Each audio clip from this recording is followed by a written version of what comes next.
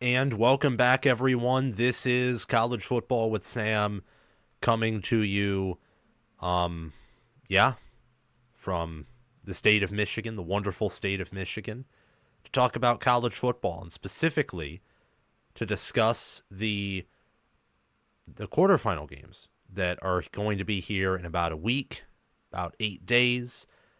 Today, of course, is Monday. That is December 23rd. Tomorrow is Christmas Eve. And the day after that, the day following Christmas Eve, of course, is Christmas. So I want to give you guys a little bit of a schedule for these next few days before we resume here. And the schedule for this coming week is that for certain I will be taking Christmas off. There will be content scheduled for Christmas, but there will be no live show. And I say that specifically because I am planning on going live Wednesdays regularly moving forward. And it's probably going to be the same case with Monday.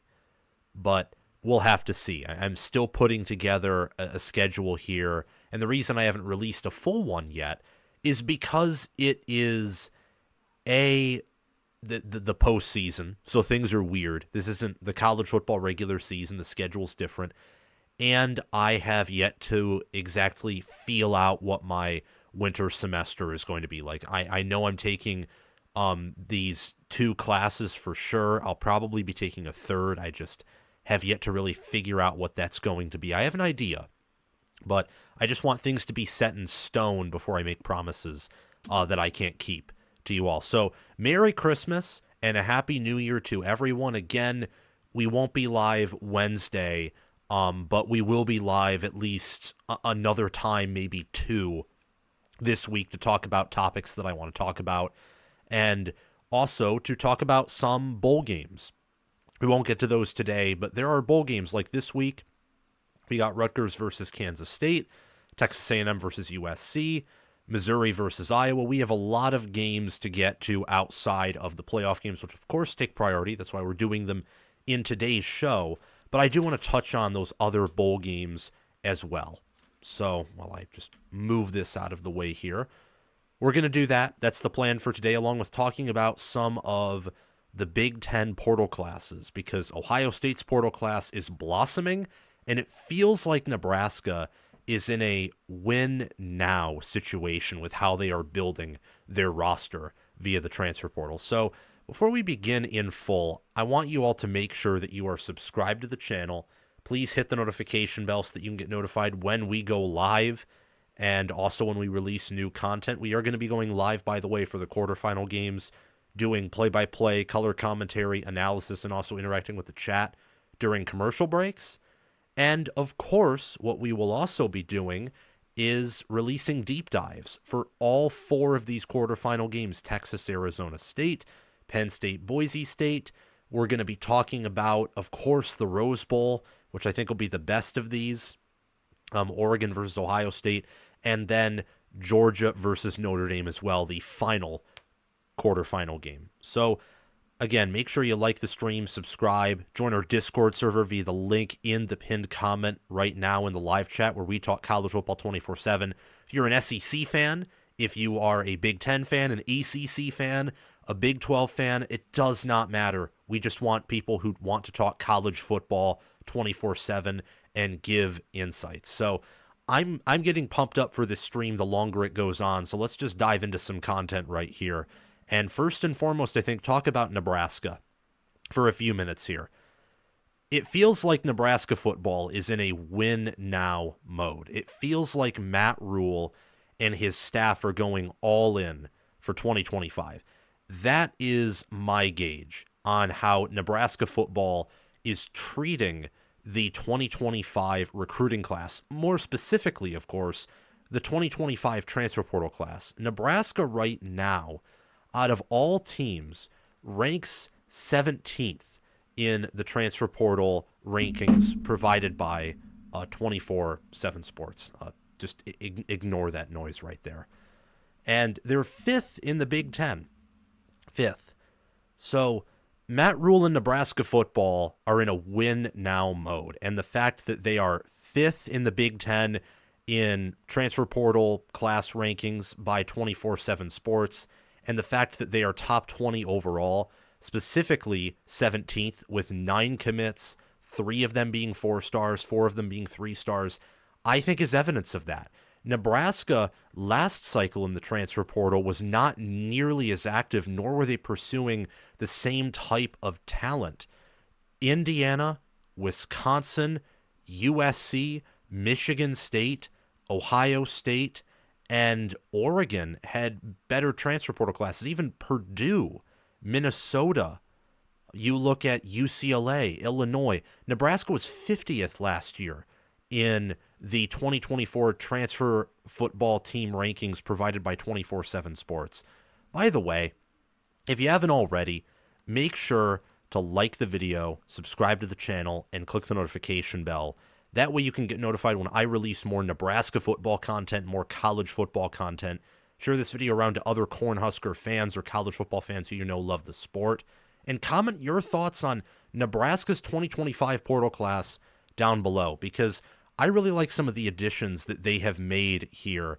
I think that the staff is being tactical and is realizing that it's going to take more than just high school recruiting to win at a high level, and win at a high level fast at Nebraska. So make sure to do those things, and also join our Discord server via the link in the description or down below in the pinned comment. And if you do want to support the channel monetarily and donate money for the work we do here, the Patreon page and the merchandise store are in the pinned comment and also the description. But I already appreciate the support that has been given to the channel, and Nebraska fans are one of the best fan bases when it comes to engaging with myself and the College Football with Sam channel. But you look at this portal class here for Nebraska, and these are the 9 incoming transfers. Justin Rhett at safety from Georgia, Dasan McCullough, linebacker from Oklahoma, formerly played at Indiana, was heavily recruited by Ohio State. Neziah Hunter from Cal, Williams Warney from Missouri, 5-star out of high school.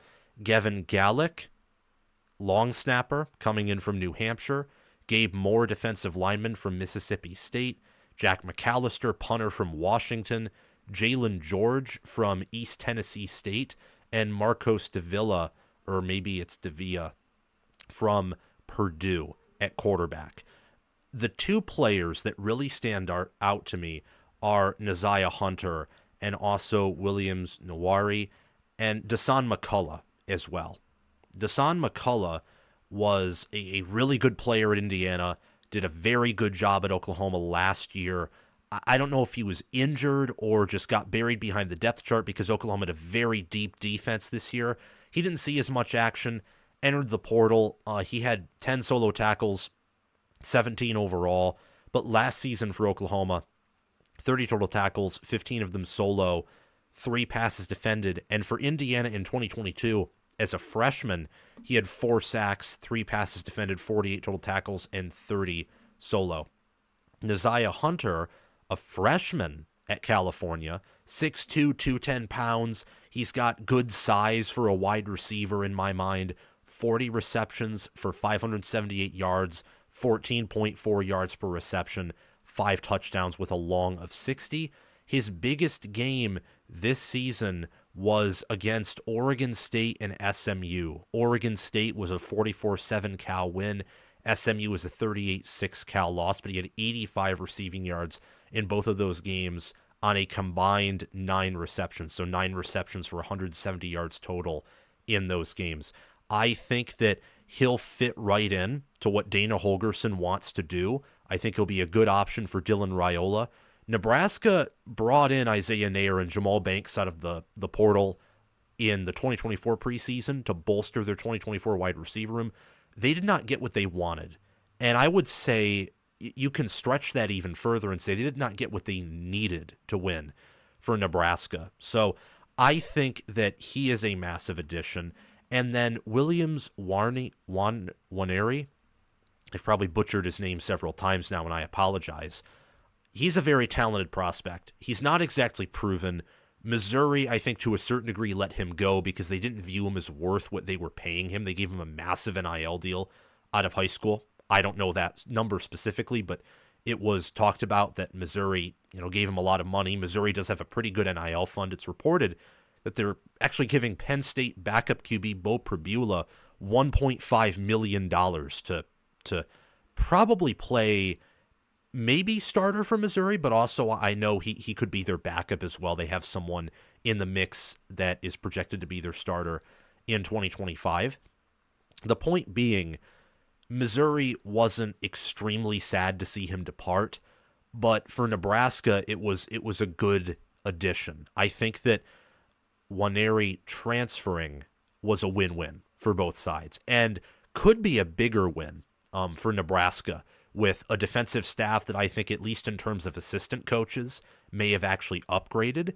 And Nebraska loses a lot on the defensive line. So they needed depth and they needed players with a high ceiling. So I think they got Gabe Moore from Mississippi State to function as sort of a depth piece. Same with Jalen George, so that they can have some depth and have a rotation that functions on the defensive line. I love Nebraska's incoming transfer portal class, and I will tell you right now, there's no way that they're done. There's no way that this is it for Nebraska, because the fact that they're landing these many players so quickly, I think is indicative, again, that they are in a win-now mode. It's also a good response because, frankly, Nebraska's lost a lot of talent to the portal. They have 24 outgoing players into the portal, including Dante Dowdell, who was their most productive running back, at least in terms of overall stats. I think we've already talked about on this channel how Emmett Johnson is probably a better fit for Nebraska. They lost backup tight end Nate Borkacher to Texas A&M, and they lost some other players as well, like James Williams, who they would have loved to have back. Princewell Unman-Malin to Ole Miss is another example. They lost depth in Daniel Kalen at quarterback, where he went to Virginia. That's why they had to pick up Purdue's Marcos Davila. And Stephon Thompson, depth piece, left. Jamari Butler, starting edge, transferred to LSU. And Mekhi Bayer, rotational starting linebacker, he transferred to Missouri. And also Malachi Coleman, a part of the wide receiver room, he departed. So I love what Nebraska's doing in the portal. I think that they understand that they have to take advantage of a 2025 schedule that doesn't include Ohio State, doesn't include Oregon, has a game at Penn State that will be difficult in the month of November. But outside of that, their other 11 games are winnable. Not saying they're going to win all of them, but this is a very opportunistic schedule, a massive opportunity for Nebraska in 2025, and I think the staff is trying to capitalize on it.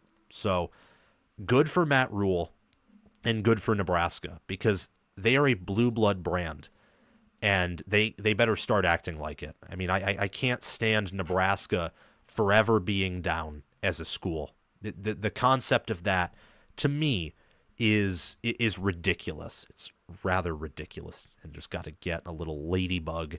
It's on my laptop, just flick it off. It's annoying, that ladybug is. I had to try not to look at it the whole time while talking about that Nebraska segment. It's annoying in the same way that Nebraska's recent failures have been. And it's a good thing that they're playing Boston College in the Pinstripe Bowl. I mean, even if they lose that bowl game, which I think would be disastrous, I think would put more pressure on the staff, at least they went bowling this year. That is a milestone that Matt Rule can not wear as like a feather in his cap, but he can like wear it as like a little pin on his chest saying, hey, I did that. I brought Nebraska to a bowl game, and Mike Riley and Scott Frost didn't do it. So I'm at least an upgrade, and maybe you should give me more time in that regard. And also the fact that he talked about in the preseason earning 7, maybe 8 wins. They fell short of that goal, but he talked confidently about how they were going to make a bowl game, and they made a bowl game. So while he didn't back up everything he said in the preseason, overall, I think that this year, while not a success, maybe even closer to a failure than a success for Nebraska, it wasn't a total disaster. It wasn't a calamity, a catastrophe, like the last several seasons of Nebraska football have been. I would say last year was that. 5-7, collapsed in November. This team nearly did the same, but they beat Wisconsin at home, broke a curse. And yeah, now they're going to a bowl game, and next year I imagine they'll be shooting for 8-9 wins is kind of what I'm thinking for Nebraska next year, at least in terms of reasonable expectations. But let's talk about another team here. Let's talk about the Ohio State Buckeyes. Ohio State is hunting hard in the portal, and that's what you want to see from Ryan Day, Chip Kelly, Jim Knowles, and all of their assistant coaches right now. That's what you want to see. Yes, Ohio State is in the college football playoff, and they need to prepare for Oregon in the Rose Bowl. But they also need to look ahead. They need to be forward-thinking because they lose a lot of starters, a lot of them, after this year. Remember, Ohio State brought everyone back in 2024 from 2023. And by everyone, of course, it's an exaggeration, but they brought a vast portion of their starting roster, which could have departed to the NFL, back to beat Michigan, win the Big Ten, and win it all. Those first two goals have failed. The third one is still in play, the national championship win. And a win against Oregon will be a huge part in determining whether that's possible or whether those hopes end New Year's Day. But that's a topic for another future video. So if you want to get notified when that Oregon versus Ohio State Rose Bowl drops, I encourage you to like the video, subscribe to the channel, and also, most importantly, hit the notification bell. That way, when my Rose Bowl preview drops, you can get notified when it does, and then you can watch it immediately right when it releases. No need to wait, and I will be engaging with the comments as always. Make sure to comment your thoughts on Ohio State's transfer portal class down in the comment section below, because I think that Max Clare, CJ Donaldson, and Logan Jones in a day, I think that's a pretty good get for Ohio State.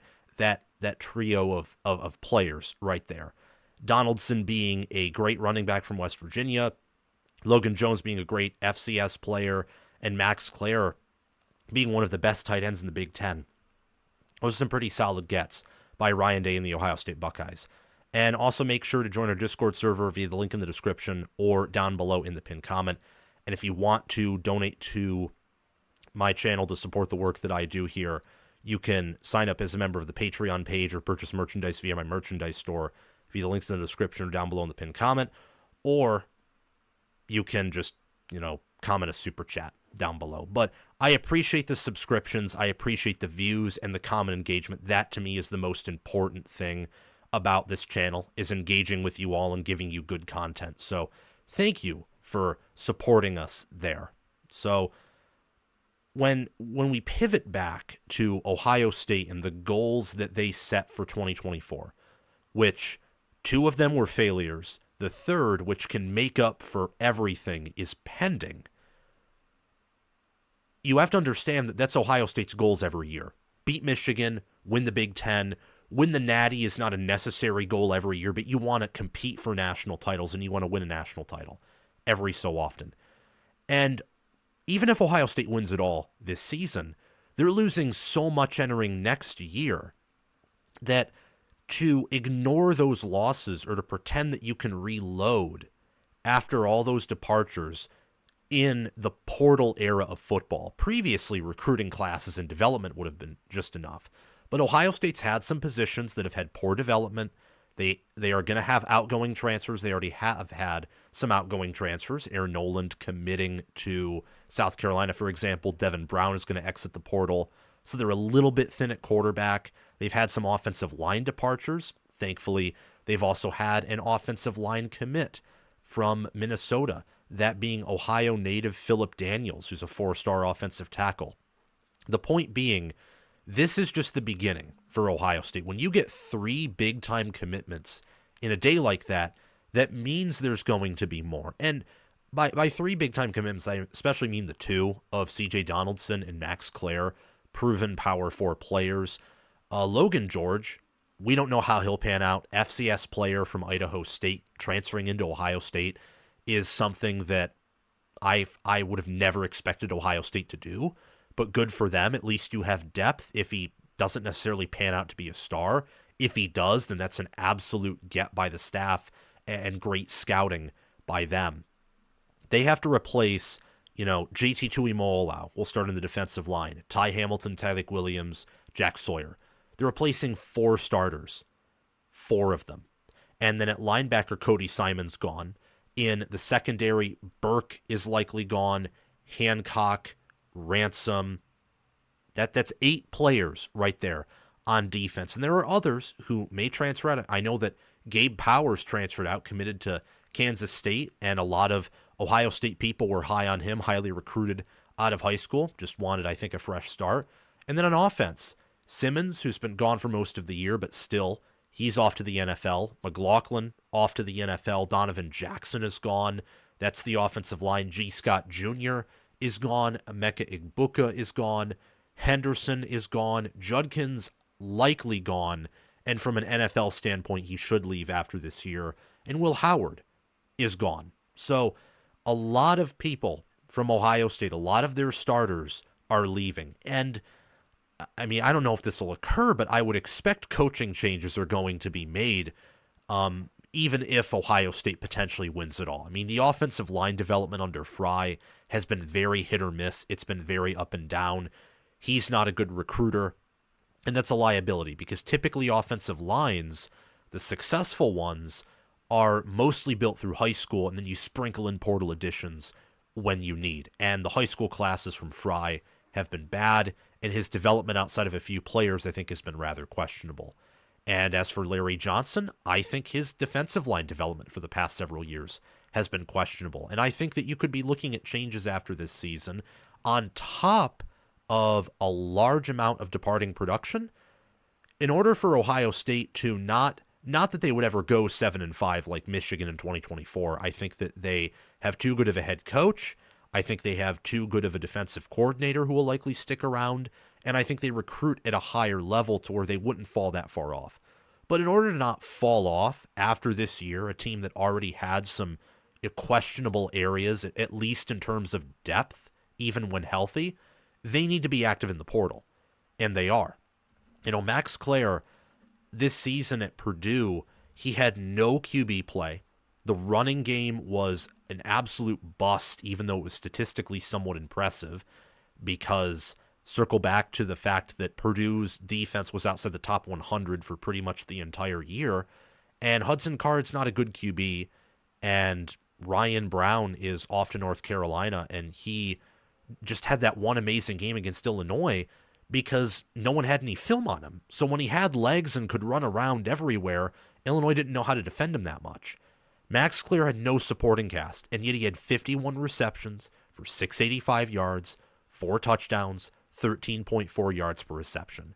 6'4", 240 pounds. He's a sophomore, so that means he has not just a year left, but Ohio State could hold on to him for longer if they wanted. His best game was against Illinois with 133 receiving yards.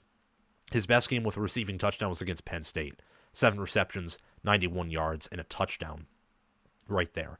Also look at C.J. Donaldson for Ohio State. C.J. Donaldson is an impressive running back, a running back that I've liked. He started out, I think, as tight end for West Virginia, then switched over to running back. In his career, 3 seasons, he's had 2,058 rushing yards, 4.9 yards per carry, 30 rushing touchdowns. Now, what I will say is that C.J. Donaldson has had, on average, his career at West Virginia versus, let's say, Henderson's career at Ohio State, on average, he has had better offensive line play. West Virginia's offensive line this year and last year was among the greater to elite offensive lines in the country. That's not the case with Ohio State. So I think if they want to use him and if they want to really develop a power rushing game, they need to go to the portal more at the O-line. It sounds like they are. It sounds like they're going to get a transfer from Rice. I imagine they'll try and get more transfers because Day said they want 4 offensive tackles, and that's just offensive tackle. It's not even talking about, guard or potentially getting a new look at center to get someone closer to McLaughlin's caliber rather than Hinsman's caliber, but we'll see. And also, you have Logan George. Logan George transferring in from Idaho State. This season, he had 5.5 sacks, 24 solo tackles, and 53 overall tackles. Defensive lineman for Idaho State, one of their better players.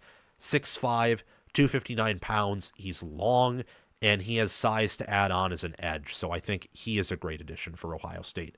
So far, so good for Ohio State, who nationally has a top 50 transfer portal class. Specifically, Ohio State has the 34th ranked portal class with an average player rating, average commit rating of an 89.5, which is among one of the higher average player ratings in the nation. I expect more commits are going to come for Ohio State, and I expect them to have a good year next year, not just because of the portal, but because I think overall Day is still a great head coach. I think that his staff just needs minor tweaks, not necessarily massive wholesale changes.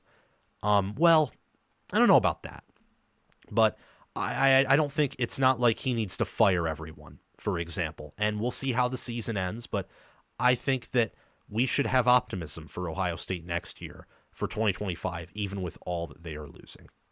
So that's that right there for those two teams. And keep in mind, we're not even to the point where we are going to preview these games, the bowl games, but we'll get to that.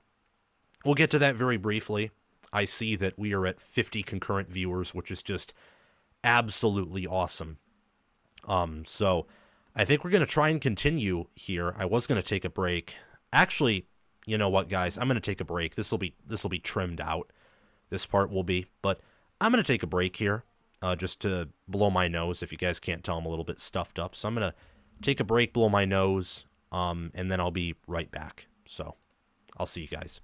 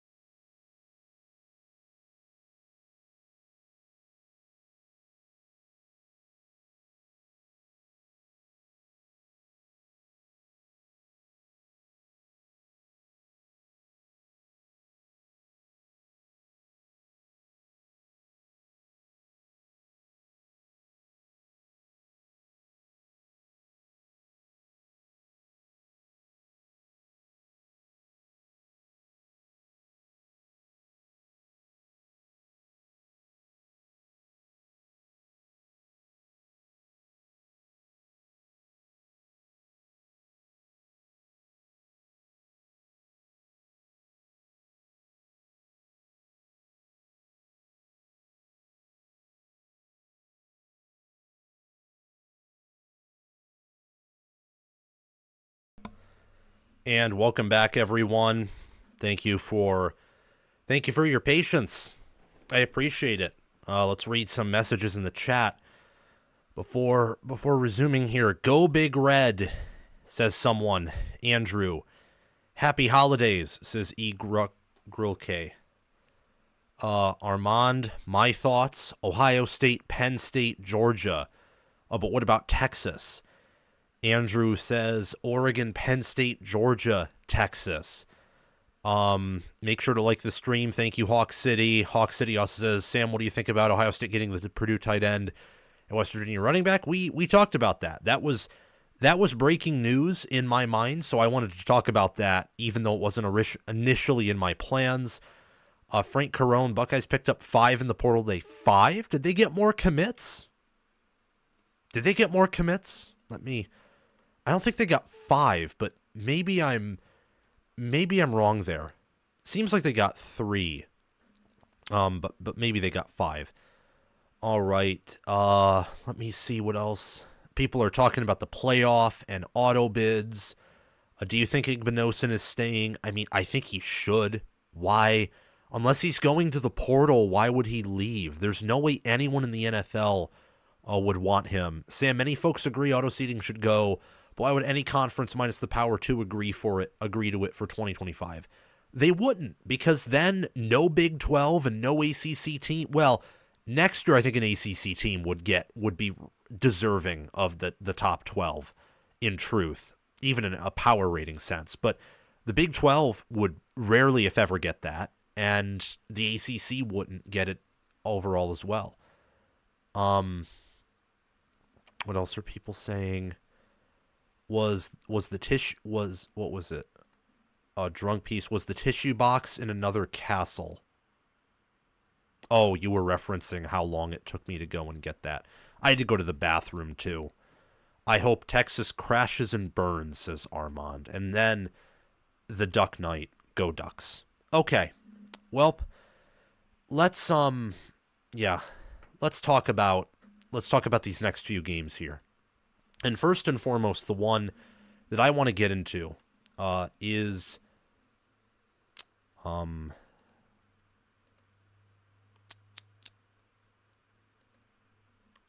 it's the wrong one. I want to get into Penn State versus Boise State and talk about the Fiesta Bowl, which is the first of the quarterfinals, by the way. So the Nittany Lions and the Boise State Broncos is viewed by many as probably the most obvious pick for who's going to win, but I don't know if Penn State has necessarily a walk in the park or a guaranteed win here, and I'm going to tell you guys why. The Penn State Nittany Lions, pardon me, just a minute, guys, just want to make sure I'm not going to sneeze or something.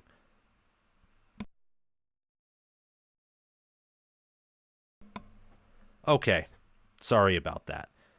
So, looking at it this way, the Penn State Nittany Lions take on... Oh my gosh, I'm going to have to sneeze again.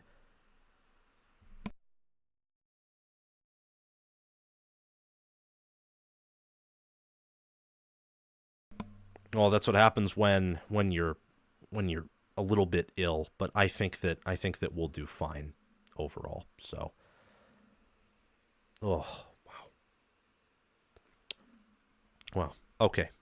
So,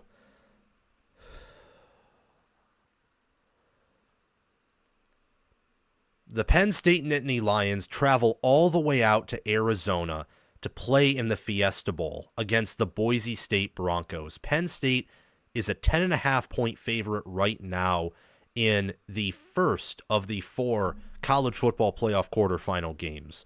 And while Penn State is a 10.5-point favorite, they're favored to win by 2 scores. The Boise State Broncos have Ashton Jeanty, a unicorn caliber player. And they also have other X-Factor players that we are going to be talking about here as I give you my preview and prediction. Well, you know what? It's kind of a lame intro, so I'm going to run it back. Here. The Penn State Nittany Lions take on the Boise State Broncos in the Fiesta Bowl. Penn State is favored by 10.5 points to win this football game, which kicks off New Year's Eve. It is the first of the 4 college football playoff quarterfinal matchups. And while Boise State is being listed by many as a quote-unquote easy task, I don't think that's the case at all. I think that Boise State, with the good coaching staff they have, an extra week to rest and to prepare, and with the running back, the unicorn, the legend, the Heisman runner-up in Ashton Jeanty, who has 2,497 yards, 29 rushing touchdowns, and 7.3 yards per carry, I think that Boise State can give Penn State some issues and present some challenges. The Nittany Lions are favored by ESPN's FPI to win. They're given a 65% chance to win this matchup, and the line opened up at 11. As I already mentioned, it's traveled down to 10.5. Do me a favor, if you may, before we begin this analysis and I give you my preview and talk about this game.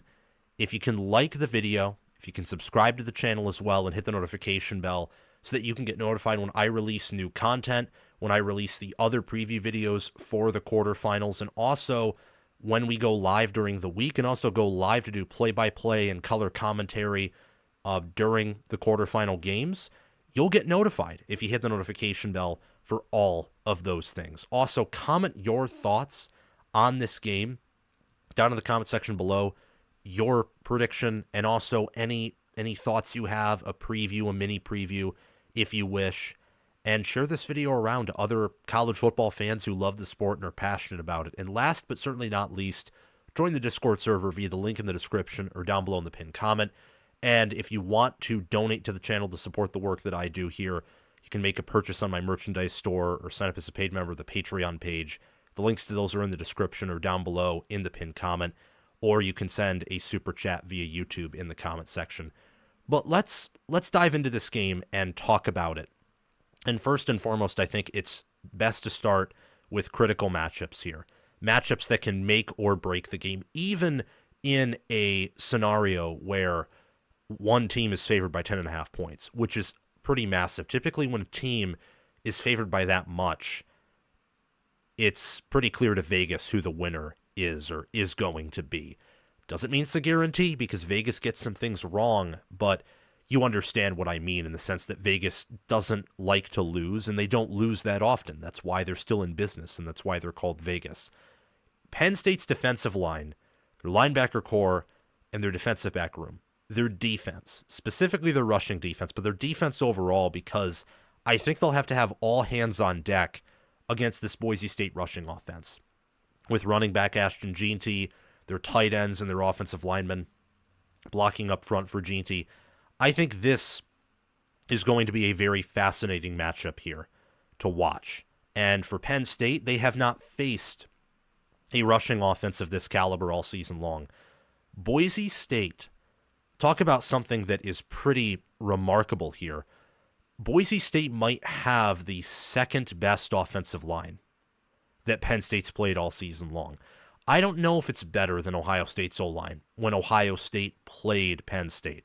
I don't know if it's better than USC's or better than West Virginia's, but Boise State's offensive line grades out at a very high level, and part of that is due to Ashton Jeanty and the success that he's having, but also there's a reason why Ashton Jeanty sometimes does have the long runs that he does. Sometimes he makes them happen on his own, other times his line blocks up front pretty well for him. So this is matchup A, in my mind, to pay attention to. Penn State's rushing defense and Tom Allen and players like Abdul Carter, Tony Roas, and Kobe King, the linebackers. Are they able to fill up the gaps, plug up the gaps? And if so, can they stop Jeanty? Can they tackle him?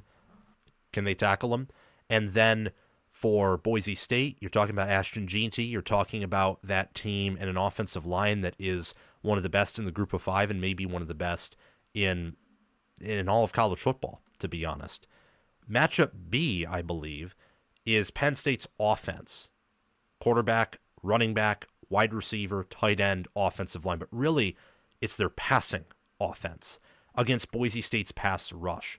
Boise State this year is one of the leaders nationally in sacks, and they have a few X-factor players on the defense. They have one of the better D-lines in the group of five, perhaps the best D-line in the G5. They have 51 sacks. 51 sacks on the year. Jaden Virgin Morgan, defensive end, and Ahmed Hassanian, the other defensive end, combined for 18.5 of those sacks. Virgin Morgan has 10, Hassanian has 8.5, and they both have a fumble recovery each, and Virgin Morgan has a forced fumble. This Boise State pass rush is vicious, and Penn State's interior O-line is really good. Their tackles are great in run blocking, but something I've noticed with them is against SMU, their pass protection was a little bit iffy.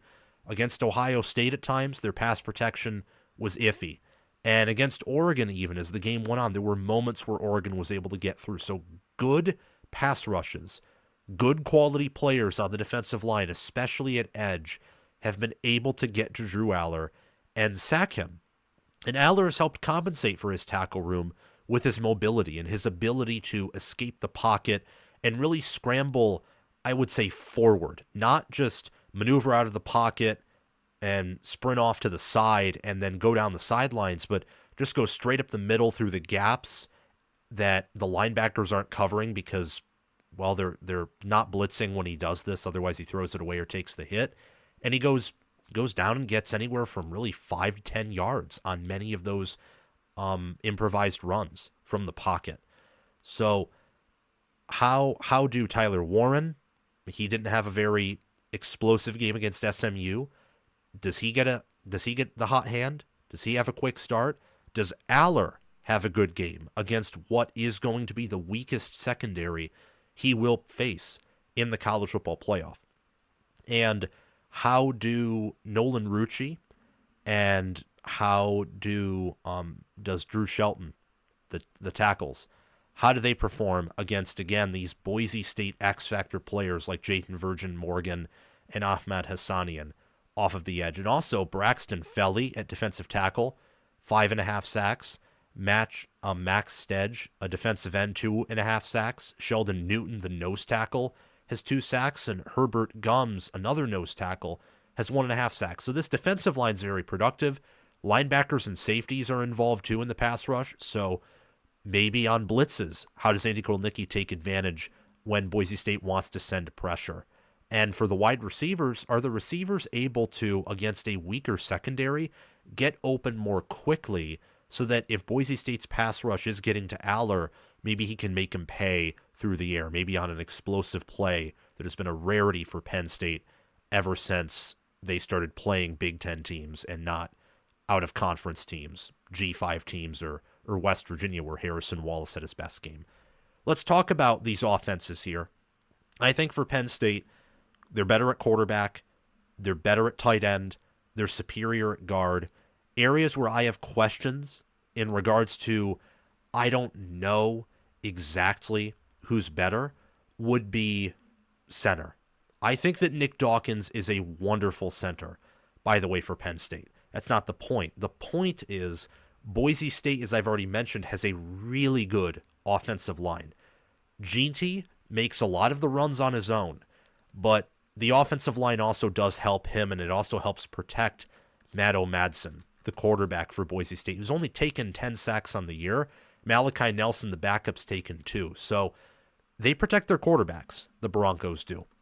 And I think that Boise State, their offensive line, Cage Casey, Ben Dooley, Zach Holmes, Tyler Keenath, and Hall Schmidt, that's from left tackle, left guard, center, right guard, right tackle in that order, in the order we'll be using for Penn State's O-line as well.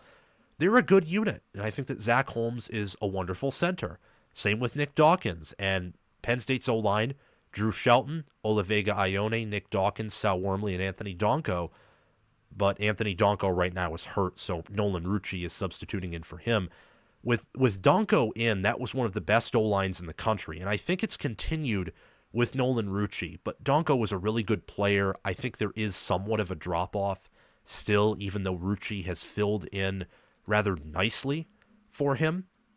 And I look at these offenses here, and Boise State's is very productive. You know, they're scoring 37.7 points per game, averaging 0.538 points per play. A lot of that is due to Jeanty, but also their quarterback, Matto Madsen, has 22 passing touchdowns, 3 interceptions, 2,714 passing yards with a 143.7 passer rating. And he also has a 73.7 QBR, which is 26th. Cameron Camper, former Indiana wide receiver, leads the Broncos in receiving yards with 837. I do think that Boise State's Prince Strachan, Cameron Camper, Latrell Caples is superior to Penn State's Harrison Walsh III, Julian Fleming, and Liam Clifford. Not by much, but still a better wide receiver room. Going back to Penn State, I do think that Warren's better than anything Boise State has at tight end. I like Drew Aller over Madsen. I do like Boise State's tackles slightly. I think they provide a better pass protection. But overall, Boise State's played a pretty weak strength of schedule. They haven't played anyone like Penn State for the whole year. And that includes Oregon, by the way, because when they played Oregon, Oregon was a much weaker team than they are right now. I think this version of Penn State, I will say, probably beats that version of Oregon if they were to face off. That's not how college football works. It's very speculative, I know, but that's my opinion. I think that when Boise State played Oregon, they kind of caught them in a weak part of the year. And after that game, Oregon woke up, and they've been not a perfect team, but a different team, a much better team since then. You look at these defenses here. Penn State's defense has had some issues this season, but they're only issues if the expectation is for them to be the number one defense in the country. I mean, I think Denai Dennis-Sutton, Zane Durant, Devon J. Thomas, and Abdul Carter. Abdul Carter has 11 sacks and 2 forced fumbles on the year. I think that makes up probably the nation's second best D-line, only behind Michigan. And part of the reason why you don't see Penn State dominate in rushing defense per se, you see it in scoring defense. You only allow 15.9 points per game, 5th. 0.249 points per play, 5th. And they only allow 4.4 opponent yards per play, also 5th. And they're also 5th in yards per game, allowing 280. Much better than Boise State, who's outside the top 25 in literally all of those categories. And in the case of yards per play and yards per game, they're outside of the top 50. But the reason why they're not top 2 in rushing defense or top 5, whereas they're 6th in allowing 100.5 rush yards per game, 9th in opponent yards per carry, allowing 3.1, is because they've had some issues at linebacker. You know, Tony Roas has received a pretty low grade for run defense, and I've noticed that Penn State's linebackers, safeties, and corners, when a running back gets through the D-line, which it's hard for the D-line to do everything. They need the help of the linebackers and the DBs, that Penn State sometimes struggled at tackling as well. Boise State, their defensive coordinator is Eric Chenander, by the way, familiar name for many on College Football with Sam, as he was Nebraska's former defensive coordinator. I think that he's commanding a pretty good defense for a group of 5 level, but overall, their D-line is still not at the caliber of Penn State's. Their linebacker room, I do believe that Marco Nataraini and Andrew Simpson are very competent, and I think they're pretty close to Tony Roas and Kobe King. I would lean Penn State at linebacker over Boise State if I had to make a choice, but I think it's pretty close. However, I do think, again, Denai Dennis-Sutton, Zane Durant, Devon J. Thomas, Abdul Carter. They also got Amin Vanover. They have Smith Vilbert and Alonzo Ford Jr., others in that defensive line. I think they're deeper and have a higher ceiling than Ahmed Hassanian, Herbert Gums, Sheldon Newton, Braxton Felly, and Jaden Virgin Morgan. And then in the secondary, Boise State's passing defense is not good. I think that Amarion McCoy, Jeremiah Irby, Asai Oladipo, Ty Benefield, and Alexander Tubner, while there's some talent there, I think that ultimately it's an underperforming unit. It's part of the cost of having Chenander as your defensive coordinator. I think that Jalen Kimber, Jalen Reed, Zakee Wheatley, A.J. Harrison, Cam Miller in the secondary for Penn State are much better. And overall, Penn State does have a better defense. Looking at some other important factors, I believe that Penn State's line of scrimmage is superior. Special teams is a bit of a push here. I could go either way. In terms of blue chip ratio, recruiting, your roster talent from what high school recruiting classes say, it's easy to pick Penn State there. And I think even when you look at like the eye test, for example, and how this roster is doing against certain competition, I think Penn State has the much better roster here. When looking at the broad team comparison from a perspective of power ratings, Penn State's favored by 7.5 points to beat Boise by FPI, favored to beat Boise by 9.5 points per S&P Plus, and by my potential power index, they're favored to beat Boise State by 18 points. I just took the FPI and S&P Plus numbers, and then I subtracted 2 as Penn State's traveling 2 time zones to the Mountain Time Zone to play in Arizona, where Boise State's in that time zone, so I didn't subtract any points from them. And then for my potential power index, I did something similar. So Penn State's supposed to win this game, and they're supposed to win this game comfortably, especially per S&P Plus and my potential power index, where they're favored to win by 2 to 3 scores, respectively. Penn State, from a dominance angle, has a points per play margin of 0.259, which means for every one of their plays compared to every one of their opponent's plays, they outscore their opponent on average by 0.259 points per play. They have an expected points added margin of 0.204, so they do a very good job of getting down the field in terms of a field position basis. And by field position, I don't just mean special teams, I mean like driving. They more often get to the end zone or get into the red zone than their opponents do on them. Boise State's points per play margin is 0.210. It's one of the best, if not the best, in the G5 outside of Army. And then their expected points added margin is 0.085. Continuing on, Penn State's played the 27th toughest strength of schedule. They're ranked 8th in FPI, and their game control rank is 13th. Boise State has faced the 81st strength of schedule. They're 24th in FPI, and they're 15th in game control. FPI is the football power index. It's just a computer ranking of how good a team is and how Team A would be favored over Team B in a neutral field.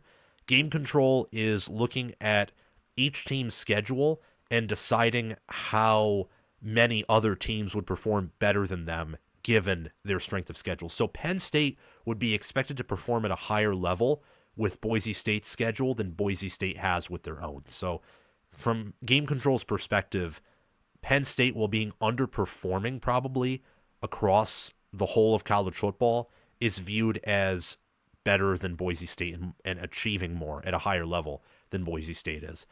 I do think that Penn State has the coaching edge here, and it's pretty massive. I think they have the better head coach, better offensive coordinator, better defensive coordinator, and better strength and conditioning coach. You know, for Boise State, I like Spencer Danielson.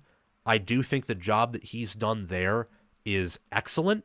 You know, Ashton Jeanty is a player who was highly desired in the transfer portal, to say the least. He stayed home. He hired Dirk Coder to be his offensive coordinator, Nate Potter as well, and then got the defense Eric Chenander and Tyler Stockton. So he built a new staff after being hired last year in an interim capacity, and he's done well. Boise State's ranked in the top 10. They won the Mountain West, and their only loss was by a field goal to right now the number 1 team in the country, who's 13-0. But I think that it's different to win at Boise State than it is at Penn State, especially given the strength of schedule disparity. It's close. I mean, I've criticized James Franklin before, and I like Spencer Danielson, but I need to see Boise State play Penn State very competitively, you know, to get a larger sample size of how they do against good Power 4 opponents before I can say that Boise State is doing anything that's special nationally, not just special at a Group of 5 level. That's not me hating. I like Boise State, but I think Penn State has the better coaching staff, better head coach, better offensive coordinator in Nicole Nicky, and also better defensive coordinator in Tom Allen, and their strength and conditioning is up there nationally. My pick in this matchup is Penn State covers and that Penn State wins. My model, of course, has them favored by 18 points. I think they win 38-17. That's my score prediction here. I do think Jeanty will finish the game with over 100 yards. I think he will have at least 1 rushing touchdown, maybe 2. I think early, with Boise State coming off of the bye, they have a good coaching staff, and they do have some areas that Penn State's unfamiliar with, such as the fact that Boise State may have the best pass rush that Penn State's played all season long. They definitely have the best running back Penn State's played all season long. But they also have a much weaker secondary than the average team Penn State's played in Big Ten competition. And Matt O'Madson's a very limited QB. So I imagine as the game progresses and as Penn State adjusts, especially out of the half, they're one of the best teams when it comes to second half adjustments, one of the best second half teams in all of college football, maybe the best. I think they'll put Boise State away. It'll be a little high scoring, competitive for a quarter, maybe for a half. After that, I don't think it will be very competitive. I think it will be clear entering half who the better team is. So I'm picking Penn State to win 38-17, and they will move on to play in the Orange Bowl. Yeah, they'll move on to play in the Orange Bowl against the winner of the Sugar Bowl, either Notre Dame or Georgia. So go Boise State Broncos. Go Penn State Nittany Lions. I hope this is a great game. I wish the best for your fan bases, and may the best team win. Wow, that's that. That was exciting to get through that preview. I'm going to quickly blow my nose, and then, oh, Ryan Day's beard. It's always noticeable when he pops in, because I think the name is hilarious, and it's just a profile picture of Ryan Day smiling awkwardly. How did Boise State lose to Oregon only by 3? Are they being underrated? It was early in the year when Oregon... So let me explain it to you this way, Kyle.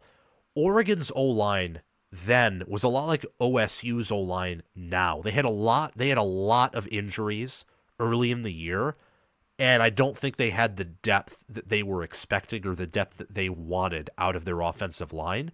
So as a result, there was this massive drop-off from what we were used to seeing from Oregon's offensive line, and it really, really, really messed with them. Some people talking about, I feel like Boise State is going to shock the world, says Hawk City. They could. I mean, it is James Franklin here that we're talking about, who's incapable of beating any top 10 team, any top 5 team he plays. By the way, Boise State technically fulfills that bill because even though they're not top 10 by power ratings, they're ranked inside the AP top 10. Unlike, let's say, SMU. So I wonder if the curse is going to, do things that are cursed in this game.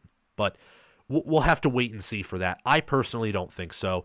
I think that Boise State and Arizona State have their own, not non-negotiable. Well, Boise State is non-negotiables. Arizona State, I don't think is the same non-negotiables, but they're far, far more well-rounded. I think that they can present some problems for Penn State and Texas respectively, but they're also big underdogs for a reason. Okay, I'm going to blow my nose real quick.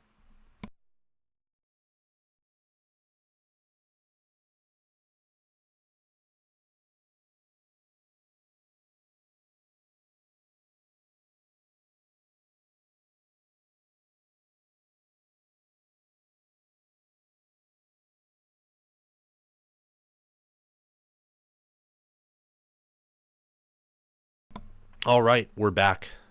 Yeah, it's like what Kevin Chavis said. It was early in the year, and Oregon didn't have all their players gelling together yet. I still think they have some injuries on the O-line, and you have to give credit to Boise State. Yeah, I think Matthew Bedford, who transferred in, he hasn't been playing all season long, I think because of a nagging injury. Also, Merry Christmas to you, Ryan Daysbeard. Hope you have a great time, and also Happy New Year to everyone, and Merry Christmas to everyone. So, just hiding that right there. Let's continue here and talk about Texas playing Arizona State. The Texas Longhorns face off against the Arizona State Sun Devils New Year's Day. It's the first game of New Year's Day, kicking off at 1 p.m. Eastern Time. It's noon Central Time and 11 a.m. Mountain Time for Texas fans, Arizona State fans who reside in those time zones, for the most part, I believe, respectively. Texas is a 14-point favorite, a massive favorite in this matchup in the Peach Bowl, which is taking place in Florida. So, of course, a long travel, I think, for both of these teams. Texas being a massive favorite here. The line opened up at Texas minus 12.5. It's traveled all the way up to minus 14. ESPN's FPI is giving Texas a 79.5% chance to win this game. The Longhorns are rated number 1 in FPI. Arizona State's not even top 20. Much like Penn State versus Boise State, this is going to be a game that has very lopsided expectations where the result is expected to basically be a blowout for the higher seed here. Or I didn't phrase that properly. I meant to say the higher ranked team, but I said a higher seed. So we're gonna restart this right here because I don't like that. So the Texas Longhorns face off against the Arizona State Sun Devils New Year's Day at 1 p.m. Eastern Time, and that is noon Central Time and 11 a.m. Mountain Time for Texas fans and Arizona State fans. They'll be playing in the Peach Bowl, the second college football playoff quarterfinal game. And Arizona State is in a similar situation to Boise State, where Arizona State and Boise State are the higher seeds, and yet they are double-digit underdogs to the lower seeds playing them, who played in the first-round games. And that's just because of how the 12-team college football playoff works and its seeding and bracket. It's a topic for another day. Many people have pointed out that it's very flawed, and I think the epitome of that sentiment is the fact that Texas is favored by 14 points. They're favored by 2 touchdowns to win this game, and the line opened up at Texas minus 12.5. So it's not like this is all betting. The expectation is that Texas wins big here, and they're given a 79.5% chance to win this game per the computers. So just something to keep in mind is that on any given Saturday, or in this case for New Year's Day, any given Wednesday, and for any games happening on Tuesday, any given Tuesday, any given time teams match up on the field, stuff can happen. But Texas is viewed here as the better team, and I want to talk about this game and how Arizona State can cause some issues, and also, will Texas win? Will they cover? I'm going to answer all these questions here, and we'll have a great, fantastic time. Before we do so, though, I encourage you to like the video, subscribe to the channel, click the notification bell, and also comment your thoughts down below in the comment section. Your prediction for this game, a brief preview if you have one, and also hit the notification bell so that you can get notified when we go live to do play-by-play, color commentary, interacting with the chat during commercial breaks for these quarterfinal games for Penn State, Boise State, for this game, the Peach Bowl, Texas versus Arizona State, for Ohio State versus Oregon, and also for Notre Dame versus Georgia. I'm talking about all these games, releasing deep dives, doing content here because this is an exciting time in college football, the postseason. So please hit the notification bell so that you can get notified when I release more content, and share this video around to other college football fans you know. And lastly, if you want to support the channel monetarily, donate to support the work I do here, you can sign up as a paid member of the Patreon page via the link in the description or down below in the pinned comment. And the merchandise store link is there as well. You could donate via a super chat in the comments section. More importantly than any of that, though, do the things I mentioned that are for free, and also join the Discord server via the link in the description or down below in the pinned comment. But let's talk about these two teams here, and first and foremost, pay attention to the critical matchups. So the first one, and this one's a little bit interesting because Texas has tragically suffered some injuries. I'm hoping, praying that Jake Majors, Cameron Williams, and Contravion Wisner get healthy soon, in time to play in this game. But they all went down against Clemson. And Texas is a team that, if they can run on you, they will dominate you. If they can't, then you have a chance at beating them, even if you are far inferior to them in terms of roster talent. So if Texas is going to win in a blowout, they will run the ball in Arizona State, and they will run the ball well. If Arizona State's going to pull off the upset here, they need to stop Texas's ground attack. And that all depends partly on how the offensive line is constructed, but also on if Arizona State can play their best defensive game, because their defense is not their strong suit. That's their offense here. And they have not faced an offensive line like Texas. And while Texas's running backs are not world class overall, their speed is pretty close to world class. So that is a matchup that I am very excited for, that I'm anxiously awaiting for. And we cannot forget as well the wide receivers and the tight ends for Texas that have done a very good job of blocking for this rushing attack. And against Texas A&M and against Clemson, Texas was able to run the football pretty well. I think it's no coincidence, though, that those rushing defenses are a little bit questionable. Meanwhile, Georgia has a really good rushing defense, and Texas couldn't run on them at all. But Arizona State's rushing defense is closer to that of the Aggies and also to the Tigers than it is to the Bulldogs. So how do they show up? How do they perform up front, Arizona State, versus this intimidating, large, fast Texas trench play and also their skill position players on the ground? The second matchup is Texas's defense against Arizona State's rushing attack, because Arizona State is Sam Leavitt, who is a top 15 QB by QBR. He has about 400 rushing yards, a few rushing touchdowns. And Cam Skattebo is a 1,000-yard rusher with well over 10 rushing touchdowns, and he received some Heisman votes, and he's a really good running back, one of the best running backs in all of college football. So Texas, as a defense, has not faced a lot of high-flying, disciplined, effective offenses. They have not faced a lot of offenses that have non-negotiables. I mean, think about it. Who did they start off the year playing? Like Colorado State, Michigan. They played Mississippi State. They played Georgia twice, and Georgia's offense is its weakness. If we're talking about offense, defense, and special teams, the offense is the weakest out of those three. A&M's offense has been a little bit clunky, especially at quarterback. They played Florida without DJ Lagway, and they played Kentucky, for example. And there are other opponents I didn't mention, but just to use as an example, Arizona State has one of the better offenses they've played all season long. And Arizona State has more balance, I believe, than, let's say, a team like Clemson, who had their desired two deep out at running back. They had to convert a backup wide receiver to running back in that game. And they had some success on the ground, but not that much. They had a lot of success through the air. And if Arizona State's going to have a lot of success through the air, because Texas will make adjustments with their elite defensive staff, they're going to have to run the ball and do it better than Clemson if they want to pull off the upset and also score points here and make this a game. So that's the secondary matchup. That's matchup B in comparison to matchup A, which is, can Arizona State stop this Texas rushing attack? Let's check out these offenses in greater detail, though.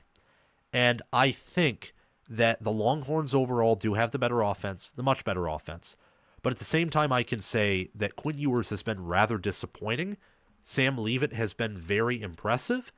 And I also think that Cam Skattebo would start at Texas right now at running back. I firmly believe that. And he would be in that Texas running back room. I don't know if he would be a Heisman winner, because typically a feature back is not something that you see in college football anymore, especially at a high level. But maybe he would be, because he has had a phenomenal season so far. And I really like what Arizona State has done with him. And I believe that, look, with him, and if Sam Leavitt is on, if their offense is on, if their defense has a good game, they can play with a lot of teams. They've punched above their weight class all season long.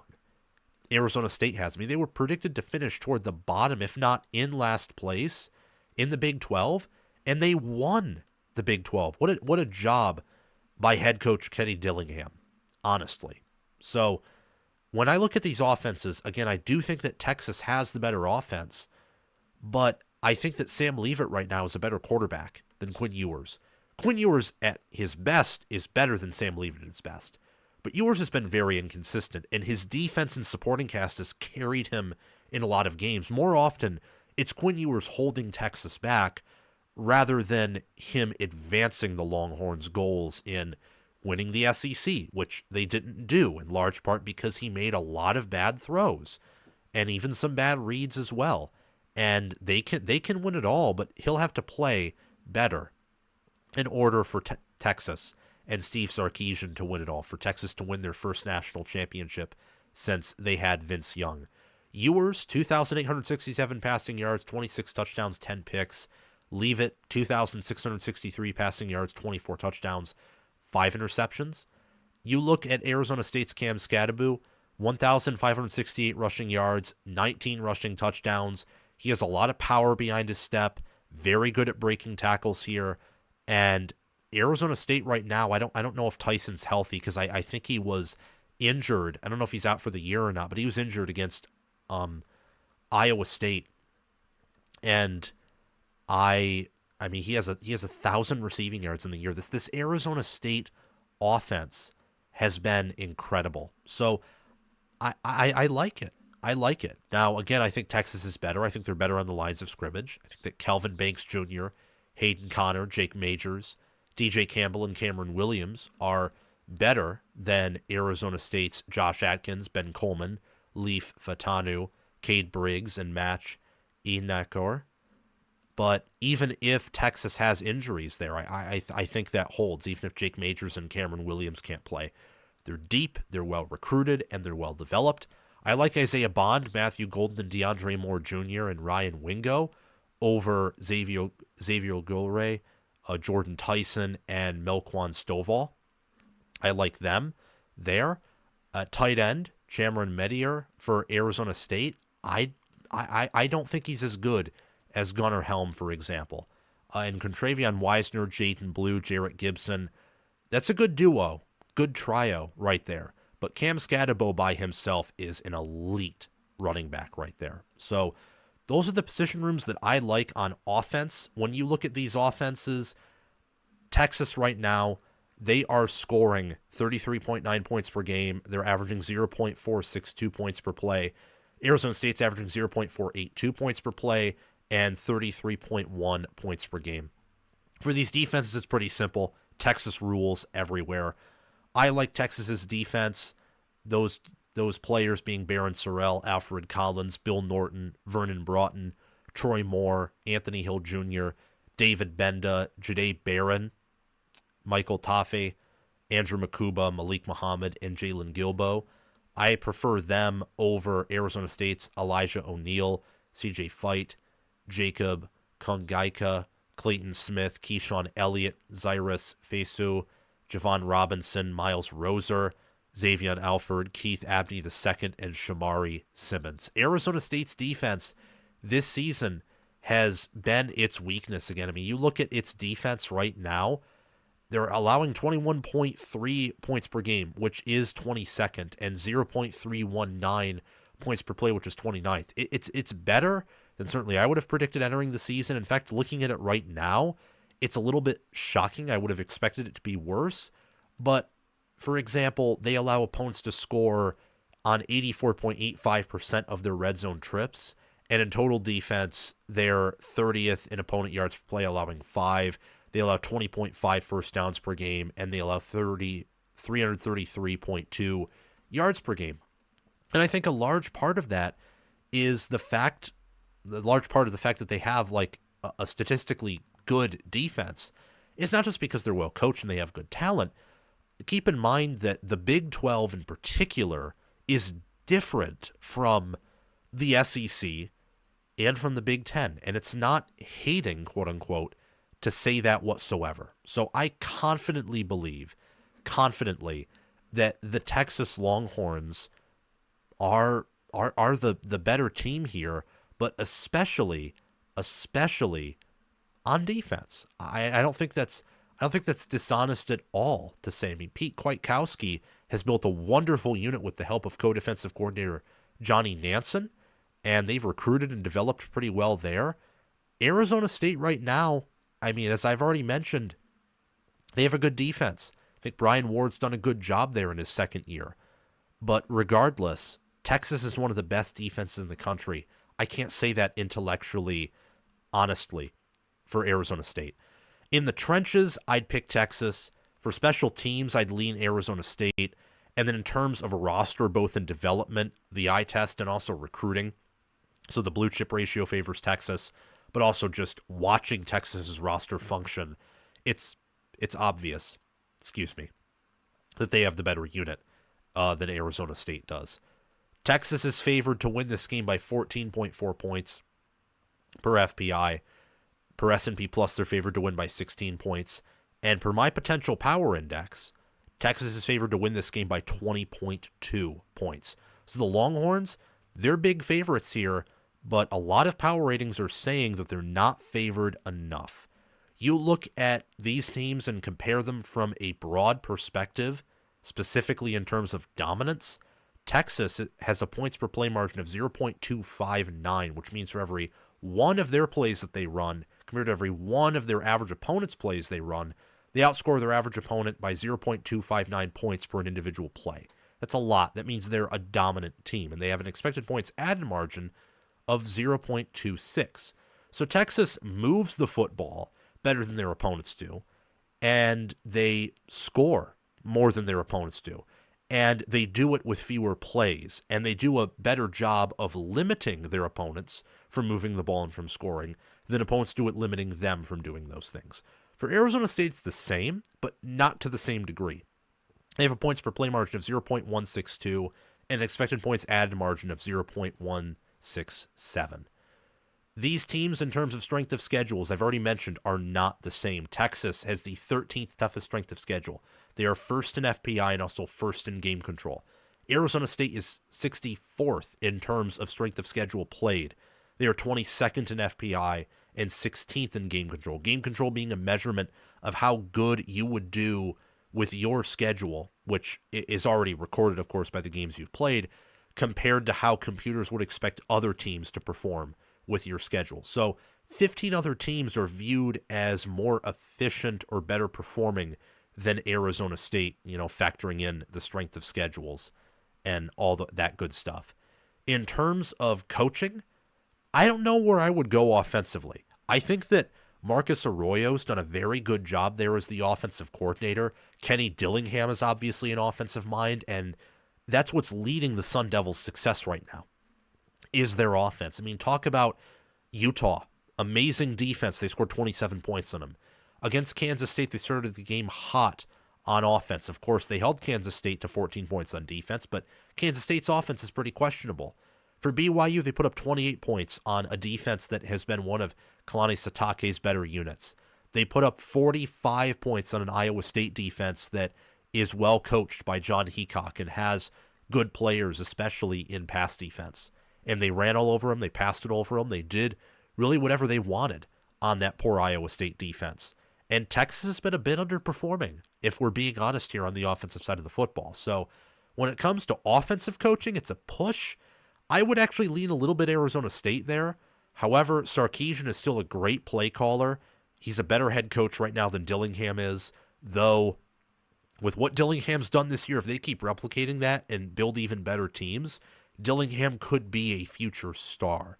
Not just at Arizona State, but maybe at a bigger program, perhaps. And then I think Texas has a way better defensive staff, and I think they have a better strength and conditioning staff as well. All of this leads me to pick them to win. I think they'll win. I think they'll cover. I think it'll be by a score of 42-24. I think that Texas will score more on Arizona State than they did Clemson, for the simple fact that I think Clemson may actually have the better overall defense, or at least superior talent. Like, take a look at this for Arizona State, for example. We know they don't have the same talent that Clemson does, and I know that's not everything. In rushing defense, though, they allow 3.8 yards per attempt on the ground, which is 33rd. Now, Clemson was much worse there, but then look at Arizona State's, well, their secondary is good, allowing 6.3 opponent yards per pass attempt, 10.7 yards per completion.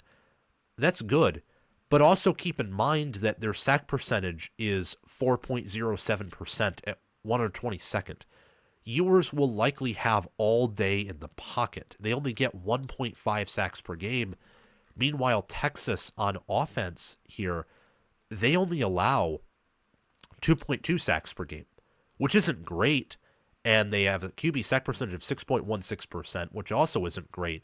But keep in mind the strength of schedule difference and the fact that Arizona State's pass rush is so much worse than a Texas pass protection unit that is held up in basically every game outside of their 2 games against Georgia. And that's Georgia. Georgia's 2024 defensive front is closer to their 2021 and 2022 elite defensive fronts than a 2023 front that even Smart himself said was a bit underperforming. I just think that Arizona State is a little bit statistically overvalued, particularly on defense, but I do think that with Scadabo and with Leavitt and with the coaching they have on offense, I think they'll be able to score some points here. I think Clemson exposed legitimate weaknesses in parts of Texas's defense that I think Arizona State, with their effective QB play and an X-Factor player like Scatabo can expose. So my model has Texas winning by 20.2 points.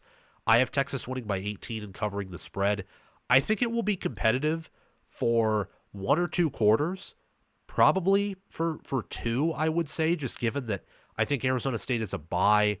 Well, I know they have a bye, but I think off the bye, with how Dillingham has performed this year, I think they'll come out hot. I think they'll play with fire and motivation. And it typically takes Texas a quarter or 2 to warm up. But entering half, you'll probably see that Texas is the better team. And after the half, I think Texas will put this one away and march on to play the winner of Oregon and Ohio State in the Cotton Bowl. So go Sun Devils, go Arizona State Sun Devils, and go Texas Longhorns. May your teams be healthy. May they have success. And yeah, let's hope that it is a fun Peach Bowl. Okay, I need to blow my nose again. I'm so sorry about this, guys. I didn't expect myself to be sick. But we have a few more games left. Then we'll be done. Okay.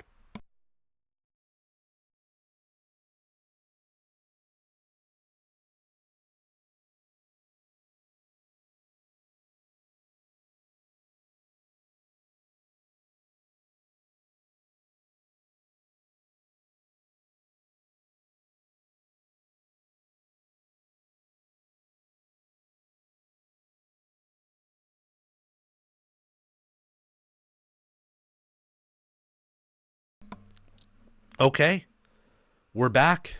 This is very good that we're back. We'll now be talking about the more exciting games, obviously.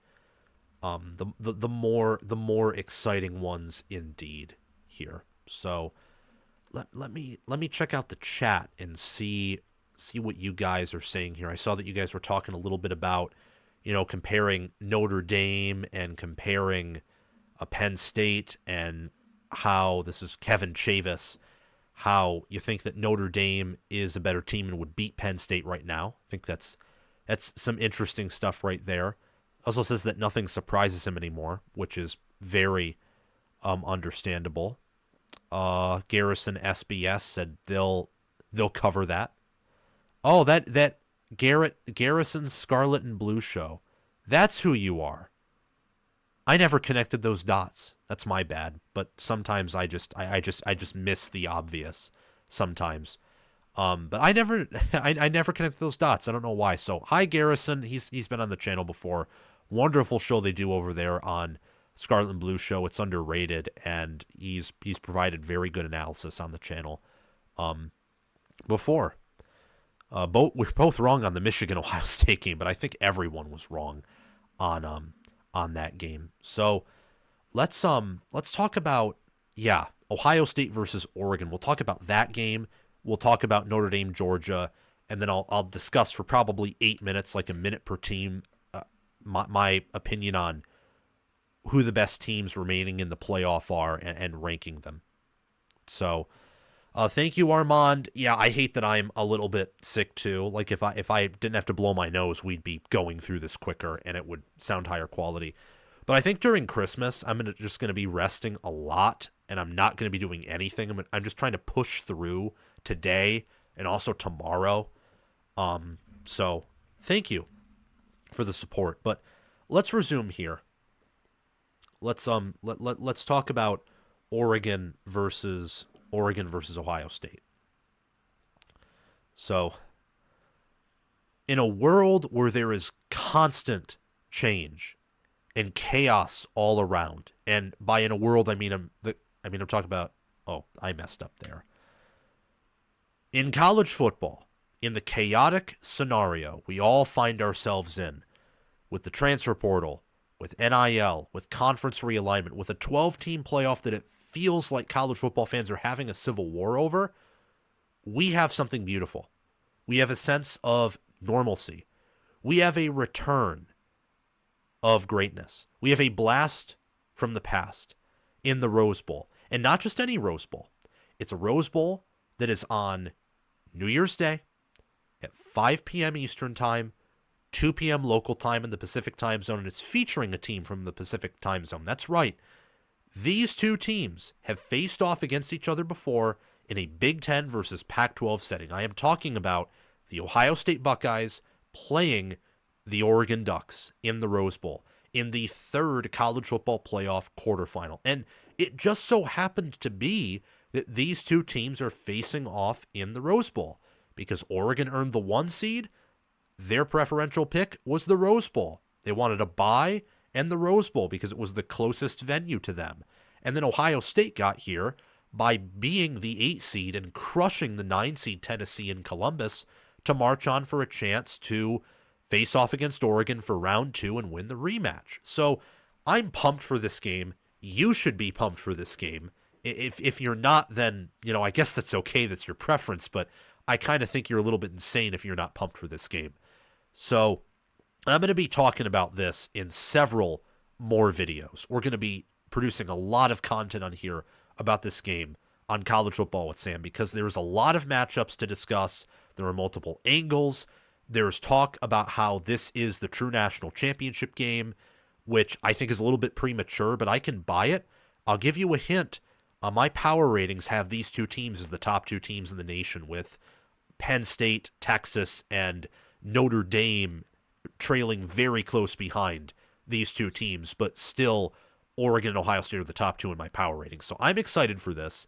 And before I give you my preview, analysis, and prediction, I just ask for a few things that you can do for me that will help you out as well. Please like the video, share it around to other college football fans that we can grow our audience here, subscribe to the channel, and also hit that notification bell so that you get notified when more Rose Bowl content comes out on my show on College Football with Sam, and also so that you can get notified when we go live for this game and all other quarterfinal games and college football playoff games where we do commentary, play-by-play, analysis in the commercials, and also we interact with our viewers and commenters in the live chat during commercial breaks. And also so that when we release our deep dive on this game, which is a deeper, longer preview, more of what my channel is known for, and I want to keep that around. So we'll be doing that. It'll be looking at different matchups, more matchups than we're talking about today, more information, maybe even a revision of my prediction.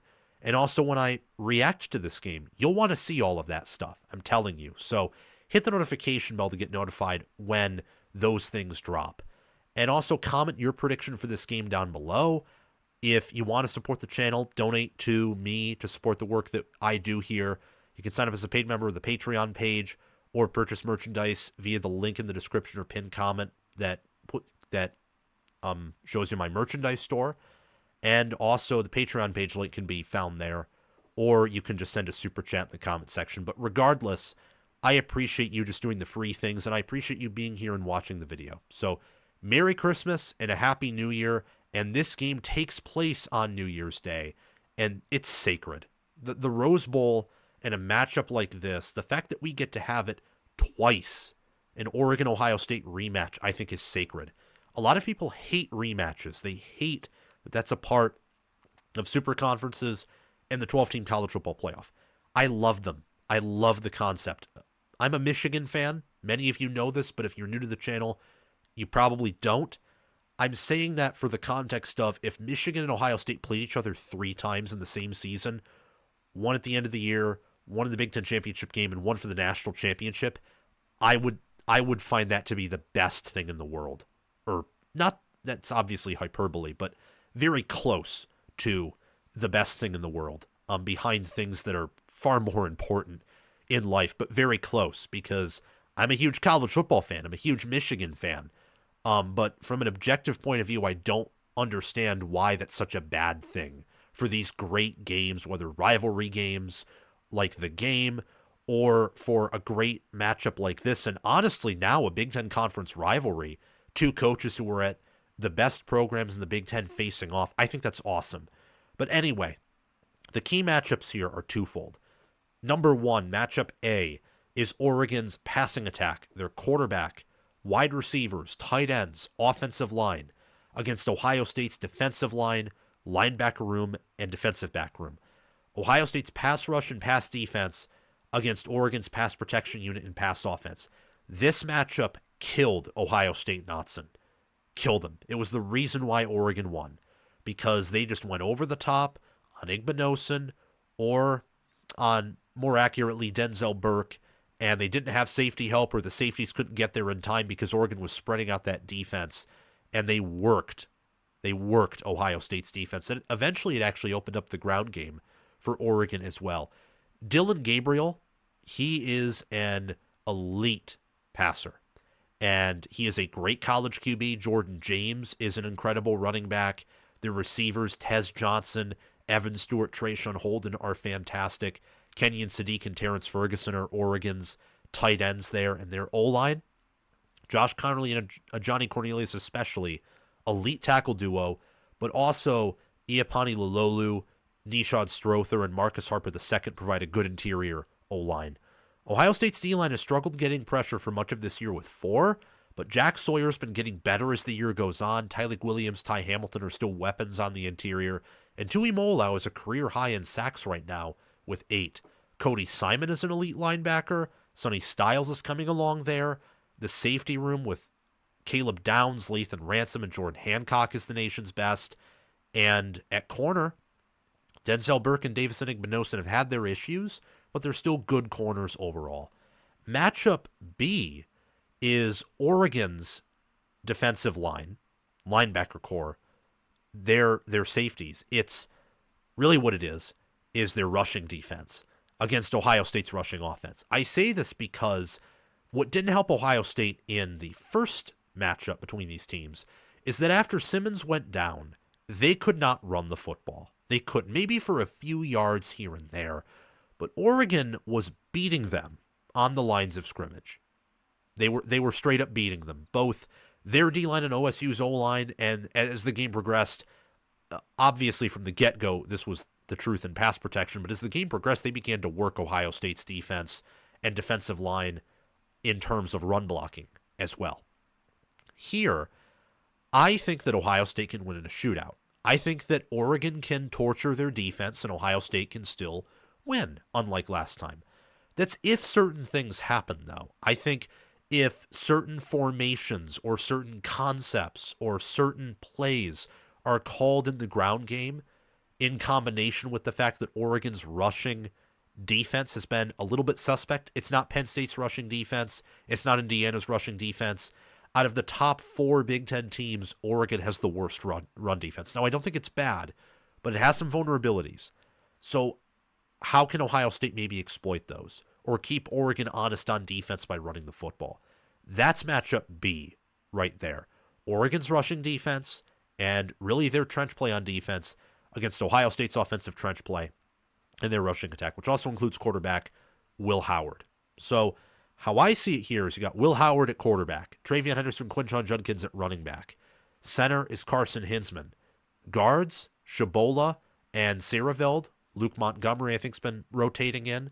Tackle is Fryer and Donovan Jackson, who shifted out from guard. Their O-line in Ohio State's has regressed since their game against Oregon. Oregon's D-line, in theory, has gotten healthier. Statistically, I don't know if it's better. In fact, in rushing defense, probably regressed. But in Pro Football Focus, every Oregon player on defense is rated very highly. And you're talking about Derek Harmon, Jamari Caldwell, Mateo Uyunglele, Jordan Birch, a lethal front 4. You have Jeffrey Bassa and also Bryce Betcher, former walk-on at linebacker. We're not going to have stories like that in college football anymore. I hate that the walk-on position is eliminated. And then at secondary, you have Brandon Johnson, Jabbar Muhammad, Tysheem Johnson, Nico Reed, and also Kobe Savage. So, on paper, games aren't played on paper, but on paper, Oregon should do better in this matchup, even more so than they did last time. And last time, they were better in the trenches. But is that the case here? Because the games aren't played on paper, and Ohio State did pretty well in the trenches, especially on defense, but also on the offensive line to a certain degree against Tennessee. And their pass protection did very well against Oregon the first time around. And I have confidence that can do well the second time around as well, because they allowed no sacks to Tennessee. They didn't allow a sack to Michigan, although they allowed pressure. But Michigan is the best D-line in the nation. And you can't really blitz against Ohio State without paying for it because of that wide receiver core. So Ohio State has a lot of insurance that covers up their weaknesses on the offensive line. You'll notice here that there's no area that I have Ohio State being definitively better than Oregon in. And if you want to disagree with me, sure, but I think that right now Jordan James and Noah Whittington are pretty close to Travion Henderson, Quinshon Judkins. I would take, it depends on the circumstance. Henderson's ceiling is unlike any of these running backs, but Jordan James is a lot more oomph to him, and he's had the more productive season. Judkins has really struggled in Big Ten play, and I mean really struggled. We've talked about this before in about ever since that Oregon game, in well over 2/3 of his games, he's rushed for under 4 yards per carry. After the O-line injuries and after the Oregon game, he's essentially been a power back at Ohio State and not much else. And part of it is due to, I think, his style of play, the offensive line. It's a mixed bag of sorts. If I had to choose, I would probably, especially after the Tennessee game and seeing Henderson again, I would probably lean OSU, but not definitively there. At wide receiver, I truly don't know who I would pick. I know that, again, against Tennessee, Ohio State did very well, but we have to remember Tez Johnson lit up Penn State's secondary. Same with Evan Stewart and Trayshawn Holden in a way that we did not see Ohio State light up Penn State's secondary. So using comparative analysis, these receiver rooms are pretty equal.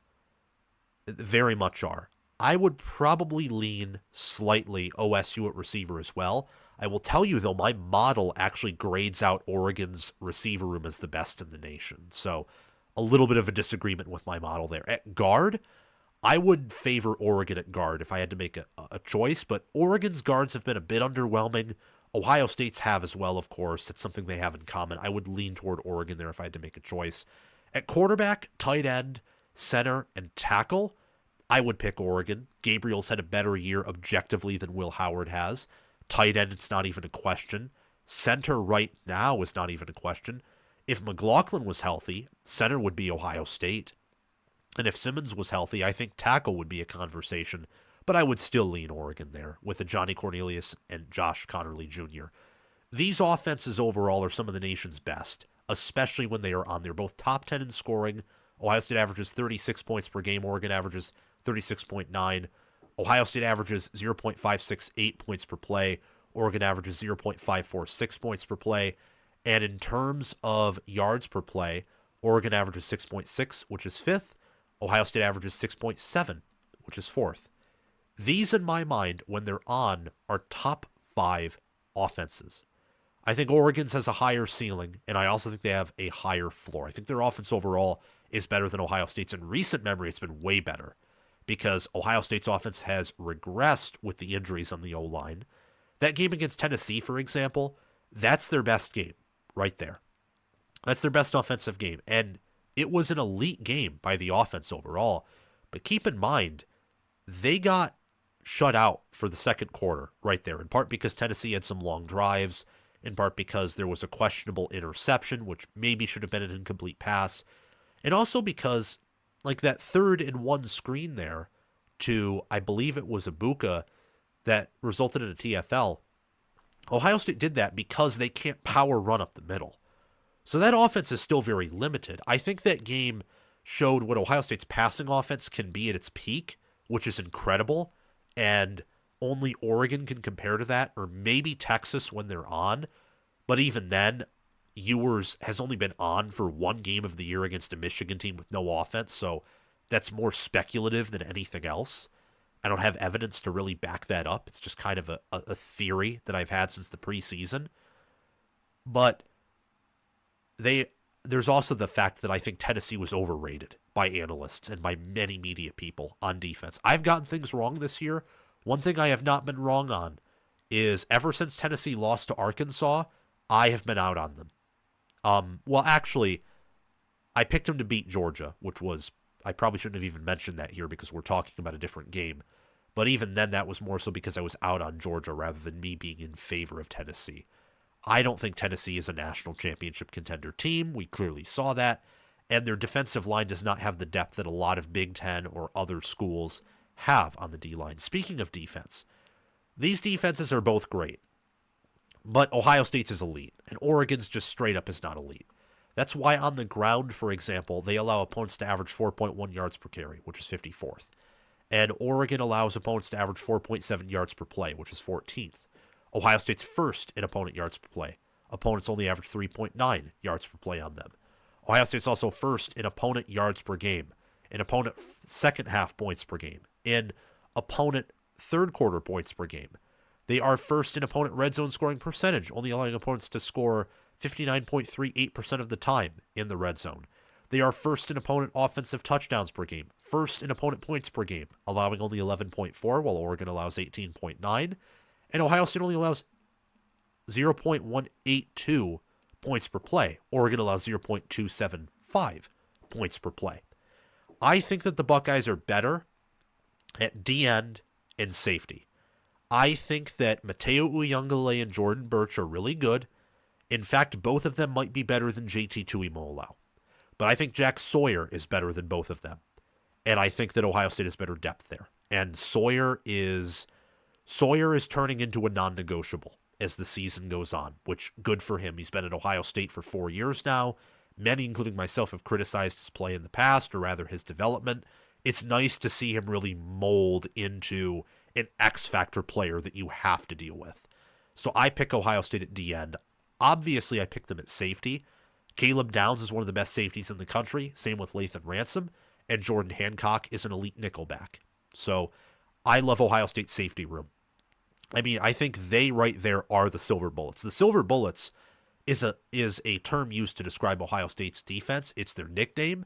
I think more accurately, that should be especially applied to their safeties, who literally have the speed of a bullet. Always flying around, always hitting you hard, making you think twice, making you question your confidence. They have elite safeties. Oregon safeties and DNs, by the way, are still great. They're just not at Ohio State's level. You look at D tackle and linebacker, though. Look, I think Cody Simon is amazing. I think that Sonny Styles is growing into the role, and he's good. But Bryce Betcher has been awesome, and Jeffrey Boss is good. If I had to go one way at linebacker, I personally would go to Ohio State. For D tackle, it's the opposite. I like Derek Harmon and Jamari Caldwell just a little bit more than Tyleik Williams and Ty Hamilton. Just a little bit more. I still believe, I don't know if this is true, Derek Harmon may be the best D tackle in terms of NFL projected draft spots out of the four. But at one point, Tyleik Williams was. He's awesome. Ty Hamilton's good. I just think that Derek Harmon is a different caliber of player. Jamari Caldwell is good as well. And Oregon does have depth behind, like Ohio State does at D tackle. So I'd slightly lean Oregon there. And at corner, Oregon has Jabbar Muhammad and Nico Reed, who I think this season have been definitively better than Denzel Burke and also Davison Igbinosun. Moving on now, I think that Oregon has the line of scrimmage advantage. Their defensive line's about the same as OSU's. I'd say OSU's is better, actually, by a slight bit, but Oregon has the much better offensive line. Special teams, I'd go with Oregon. Ohio State, by way of recruiting rankings, has the higher blue chip ratio, so the better recruited roster.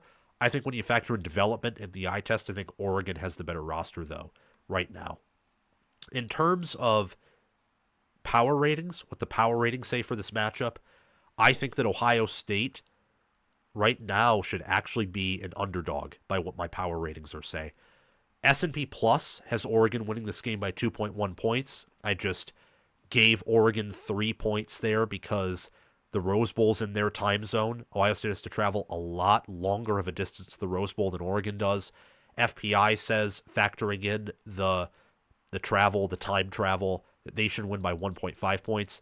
My potential power index is ridiculously high on Oregon. Oregon is more than a field goal better than everyone else.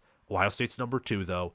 And then factoring in the travel on top of that, Oregon is, I think this is a bit too large of a number here, but I also understand it because, think about it this way, 9.2 points can be,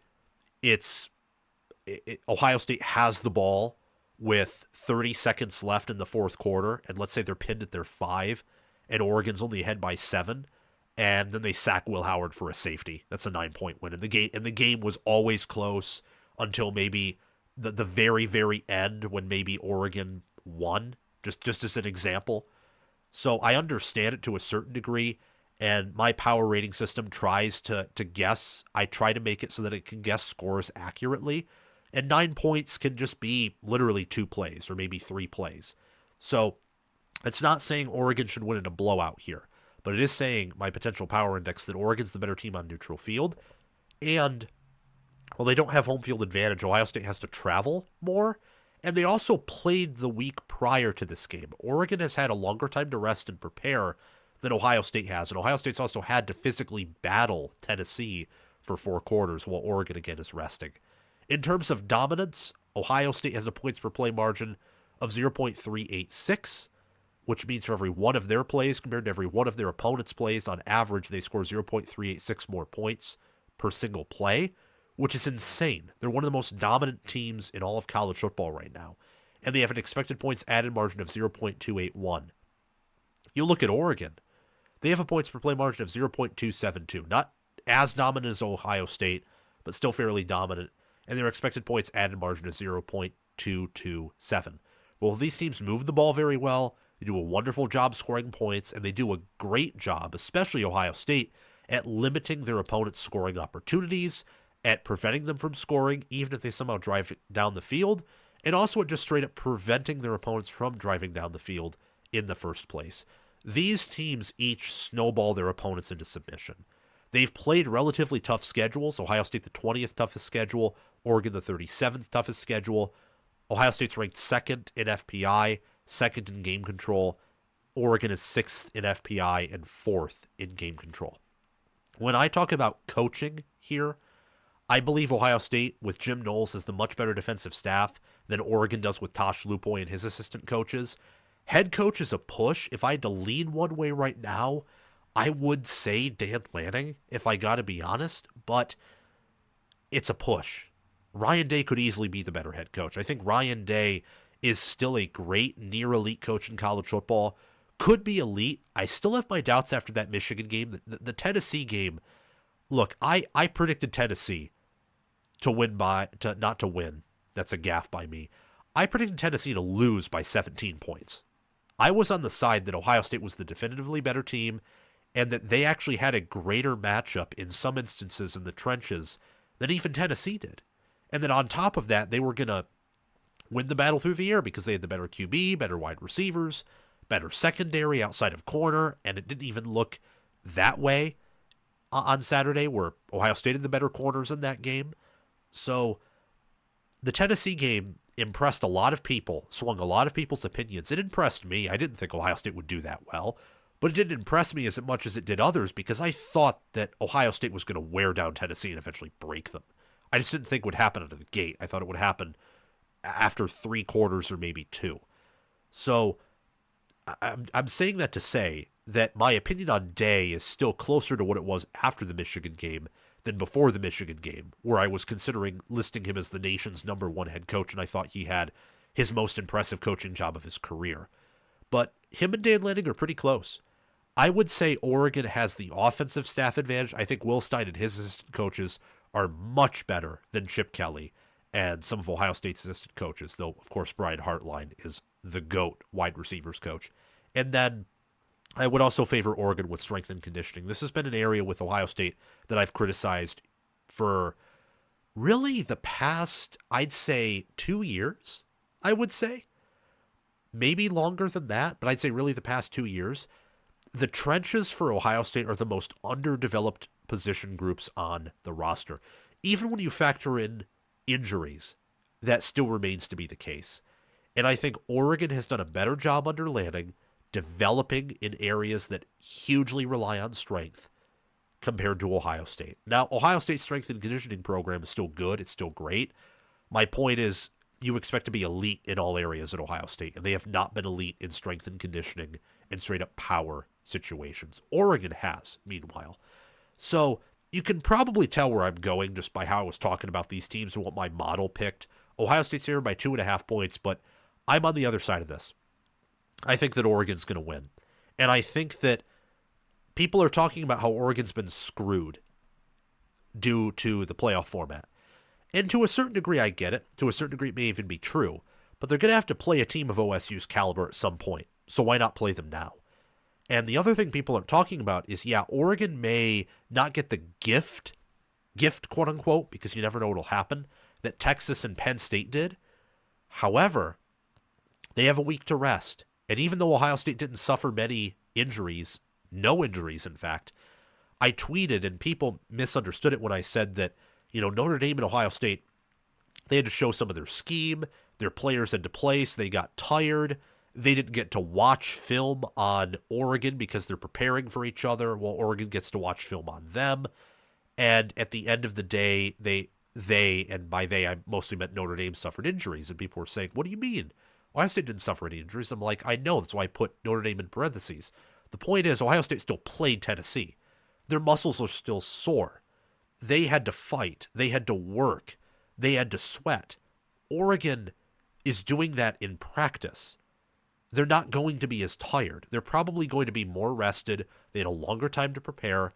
And that, combined with the fact that I think they have the better staff, means they'll take a greater advantage of a period of rest than, let's say, Ohio State will. So I think all of that, including the time travel and the fact that Oregon's better in the trenches, and they're really not that much worse through the air. Their secondary at points this year was statistically better than Ohio State's was. And I don't think that Oregon is worse in a lot of areas compared to OSU. And they are in some areas, but Oregon is the better trench play. They have the better quarterback. They are playing in an environment that they are more used to, slightly. And I think that all those things combined means that Oregon wins. Not by my model's 9.2 points. I might be that aggressive depending on the film I watch or other things that I look into to prep for my deep dive. But right now I'm just going to go with Oregon 31-24, I think is the score of the Rose Bowl. So go Ducks, go Buckeyes. I hope this Rose Bowl is a fantastic game. I think it's going to be a magical game, a magical event, and I cannot wait to do play-by-play and color commentary for this one. So let's have a good New Year's Day and a fantastic Rose Bowl. Okay, again, I need to blow my nose. So, again, apologies about that. But I had a lot of fun talking about that.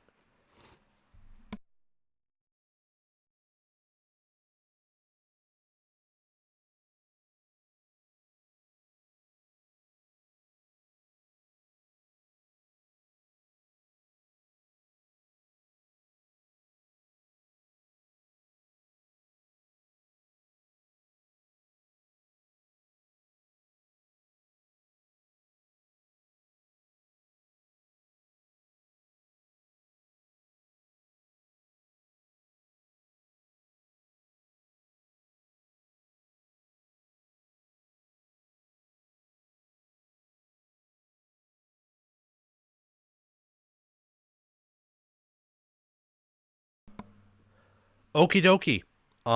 Let's talk about Notre Dame and Georgia now. And then we will just, again, for 8 minutes, rank the remaining teams in the college football playoff and then get on out of here. Okay, so the Notre Dame Fighting Irish. Well, The Notre Dame Fighting Irish earned a massive win over the Indiana Hoosiers at home, 27-17, this past Friday night, that being December 20th. It was a night game in South Bend. It was the biggest game in my mind of Marcus Freeman's career at Notre Dame. And you know what? They dominated Indiana. In reality, the score was not even that close. It was not 27-17. It was 27-3. The fact that a reporter after the game asked not Mike Denbrock, although Mike Denbrock certainly didn't need to expose much of his scheme either, asked Al Golden, were you concerned that Indiana was moving up and down the field late in the game? And Gold's like, no. And I imagine his brain, he's like, you kidding me? There was no way that Indiana was going to come back and tie the game without special teams gaffes. And that's not my job. That's the job of the special teams coordinator for Notre Dame. They owned Indiana, owned them, and they won their first major postseason game of the 21st century. And they're going to be playing the best head coach in college football, in Kirby Smart, and college football's current number one program in Georgia, who's favored by 1.5 points. But Notre Dame actually opened up this game as the favorite. They opened up as about a 1.5 point favorite against the Georgia Bulldogs. And this game will be taking place at 8:45 p.m., and that will be New Year's Day, January 1st, 8:45 p.m. Eastern Time, 7:45 p.m. local time in the Central Time Zone. Notre Dame's given a 53.9% chance to win this game, and actually the line's even moved up to Georgia -2. So I think a lot of people right now are kind of looking at Georgia here and thinking that the Bulldogs are going to win. But we're going to talk about the Sugar Bowl here, the fourth and final college football playoff quarterfinal. And before I preview this game, give you my prediction and analysis, I encourage you to hit the subscribe button, to like the video, to click the notification bell so that you can get notified when I release new content on College Football with Sam. We'll be live for this game to do play-by-play, color commentary, to interact with y'all in the chat. It'll be a really good time. It's really good for the channel, for growth, and also for you as you get to interact with this channel. And also, the notification bell will notify you when we go live during the week to react to games, to preview games, to react to breaking news, or to talk about predictions and just fun college football topics. And also when we release videos, like I'm going to do a deep dive for this game, where this video is not even 30 minutes long, just around 20 minutes probably, and the deep dive will be around 40 minutes. So there will be more in-depth analysis, more matchups to talk about, and just kind of a different feel overall. So please do those things. Bless me. And also comment your prediction and your preview for this game down below. Share the video around, the channel around to other college football fans who you know will love this content because they love the sport. And make sure to, again, comment your thoughts down below, and also join our Discord server via the link in the description or down below in the pinned comment. If you want to donate to me to support the work that I do here, you can do via Super Chat in the comment section. You can purchase merchandise via my merchandise store, which the link to that's in the description or the pinned comment. You can get a nice black or white College Football with Sam sweater. There's other items there that you should check out. And also, you can join as a member of my Patreon page if you want to just donate monthly, and that's your type of thing. But I appreciate all that you do, the support that you've provided me on the channel. I love it. Very grateful. Let's talk about this game now, though, and discuss the critical matchup. And there's multiple, but this is matchup A, the one that I'm kind of the most excited for. And there's another that I'll talk about that I'm excited for as well. What will Notre Dame's rushing defense, because Riley Mills is sadly out for this game. He's out for the season, actually. So if Notre Dame wins this game, they'll have to win without him for the rest of the year. And he was their best defensive lineman, potentially their best player up front, and potentially their best player on defense outside of Xavier Watts at safety, alien player. And Mills was close to that, but he's done for the year. And how, in response to that, does Al Golden's defense do on the ground against a Georgia rushing attack that has not been productive all year, but still, the Dogs have an elite offensive line when healthy, and Gunnar Stockton's more mobile than Carson Beck is. So Gunnar Stockton can run the ball on like designed runs or read options, not just gain yards and improvised scrambles like Carson Beck, for example, or Drew Aller if they beat Boise State and Notre Dame beats Georgia, and they'll face another QB kind of like Beck, who doesn't run a whole lot, but when they do, they can pick up yards on improvised scrambles. Stockton's mobile, dual threat guy out of high school.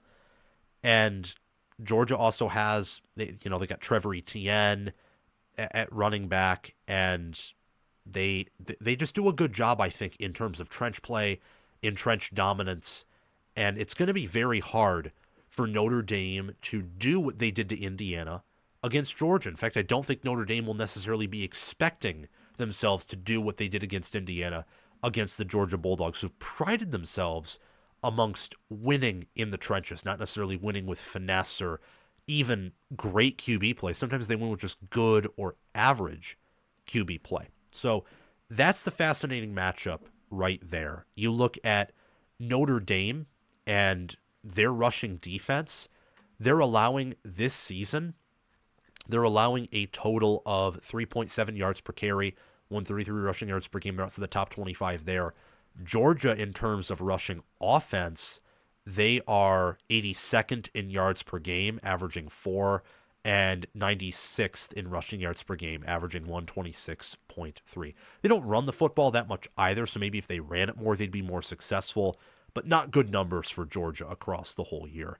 The other critical matchup is Notre Dame's offense, but I am going to say specifically their rushing offense, a little bit of their passing offense maybe as well, but more so like short passing offense, if that's included. Notre Dame's short game, their short passing offense, their long rushing offense, what they're good at.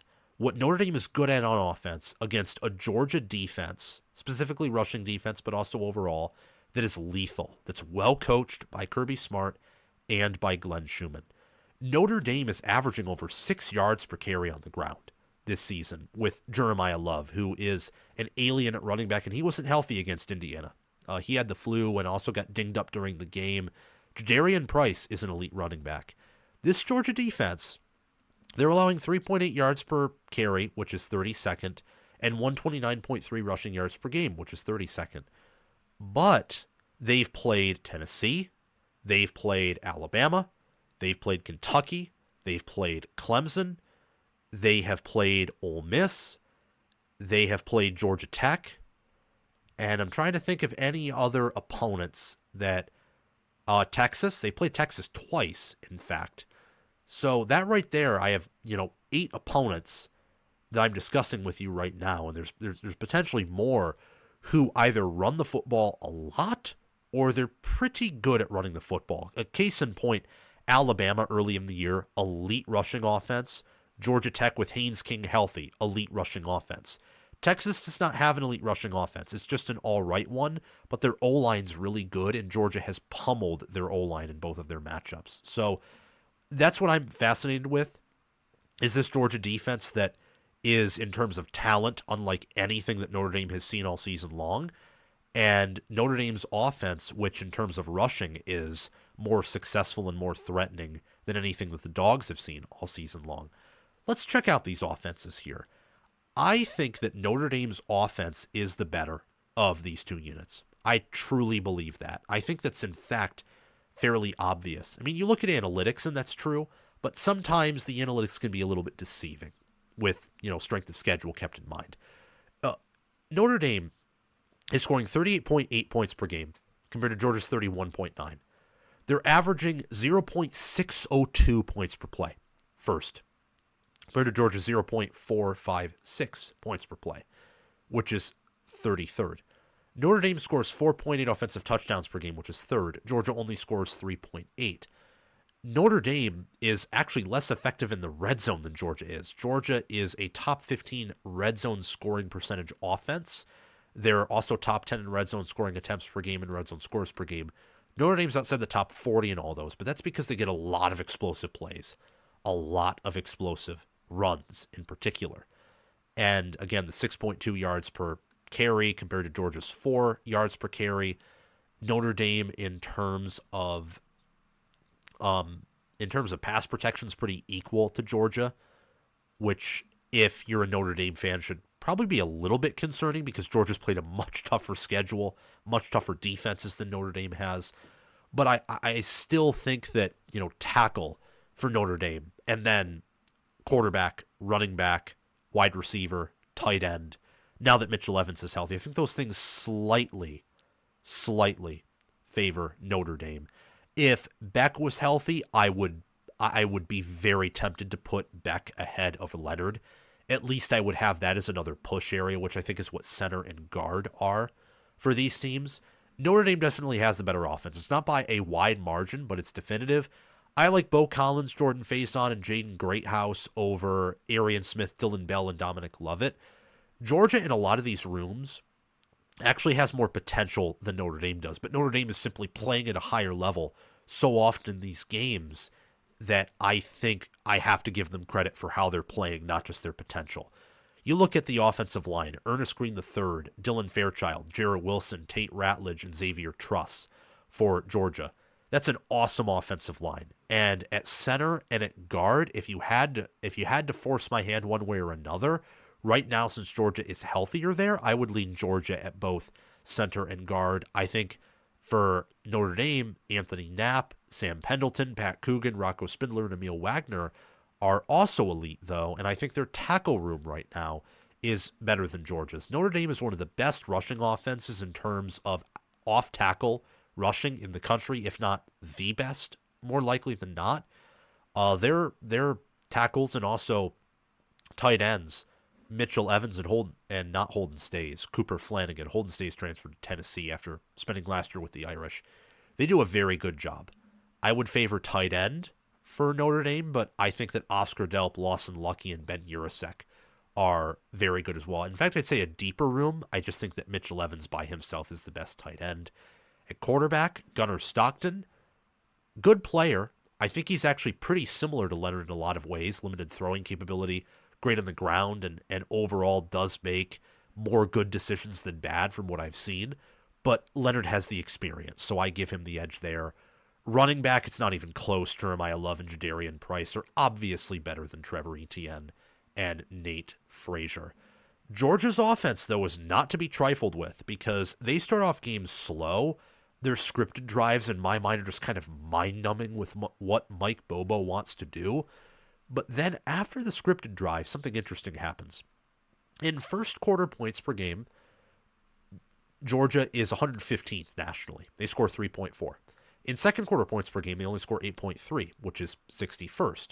They're a lot like Penn State offensively in terms of how long they take to get heated up, except they take even longer. But then in the third quarter, Georgia scores 8 points per game, which is 21st. And in the fourth quarter, they score 10.3 points per game, which is 9th. Georgia has been in a lot of come-from-behind situations or situations where they need to close out games late, and they do it. Georgia Tech, Tennessee, Alabama, Kentucky, every single time, with the exception of Ole Miss, this offense has come alive. The game goes on, and they begin to outpace and dominate their opponents the longer the game goes on. I think a lot of that has to do with talent more than scheme, honestly, just based off of how the offense starts out slow every game, and you'd think that eventually with good schematics, they'd be able to do something to start off a game fast. But their talent, and also I think good enough coaching offensively, helps them to really wear down teams late. So that's something to keep in mind here. Defensively, I like Notre Dame at DB, both at safety and corner. Linebacker is a push. I don't know who I'd go with here at linebacker. I think that you look at Jack Kaiser, you look at Drake Bowen, you also look at Jalen Sneed. That's a really good linebacker room. C.J. Allen and Smile London Jr., Jalen Walker, they're of similar caliber, so I don't know where to go there. I will say, though, that while Dalen Everett, K.J. Bolden, Malachi Starks, Julian Humphrey, and Jonel Aguero, Georgia's secondary is inferior to Christian Gray, Xavier Watts, Adon Schuler, Leonard Moore, and Jordan Clark, Notre Dame's DBs, I do think that without Riley Mills, you got Joshua Burnham, Gabriel Rubio or Donovan Hinish, Howard Cross III, and R.J. Oben. Compare that to Michael Williams, Nazir Stackhouse, Christian Miller, Warren Brinson, Chaz Chambliss II, or not the second, and Damon Wilson II.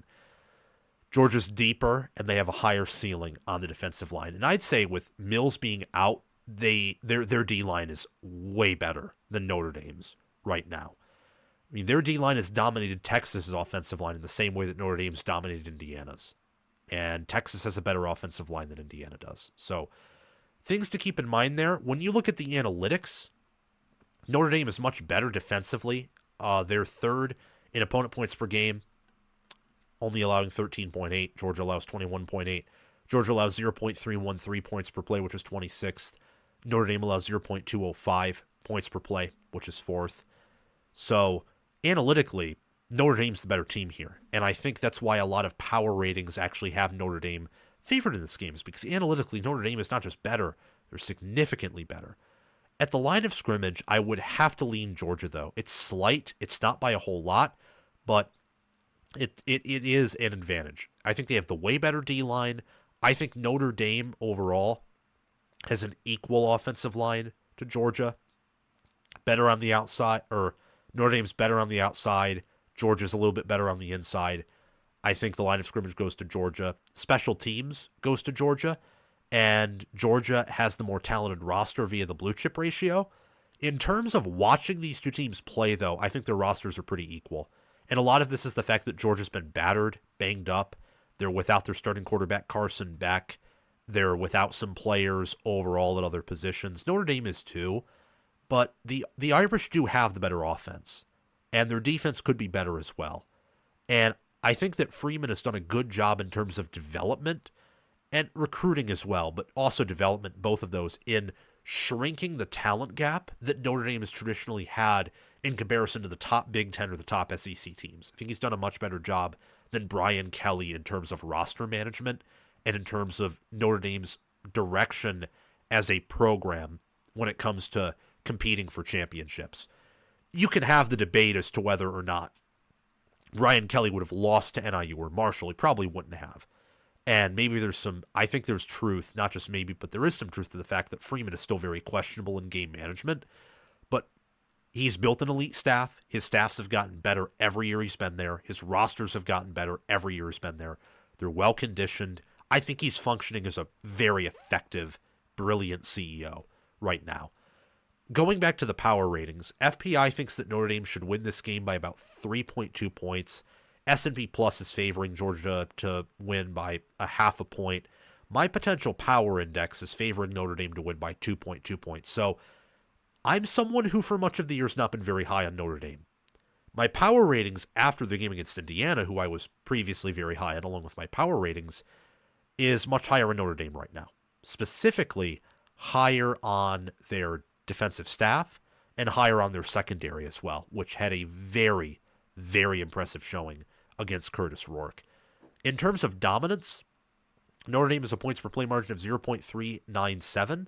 That is first nationally. That means for every one play they run compared to every one play their opponent runs, their average opponent runs, they score 0.397 more points. That's insanely dominant. That means on a game-per-game basis, play-per-play basis, they blow out their opponents. And their EPA margin is 0.229, which also means they drive the football well in terms of yards, in terms of plays, and they do a good job of preventing their opponents from driving effectively. For Georgia, given their number one strength of schedule, a points per play margin of 0.143 is pretty impressive. Very impressive. I still don't think Georgia's the most dominant team in the country, even factoring in strength of schedule, but they're up there. They're close. They've just played a strength of schedule that they've never faced before under Smart, that most teams in college football can't say they faced. And their EPA margin suggests that because it's a 0.214. That's a very impressive expected points added margin. What kills some of Georgia's dominance has been Carson Beck's turnovers in September and October. The fact that they start off very shaky in games on offense.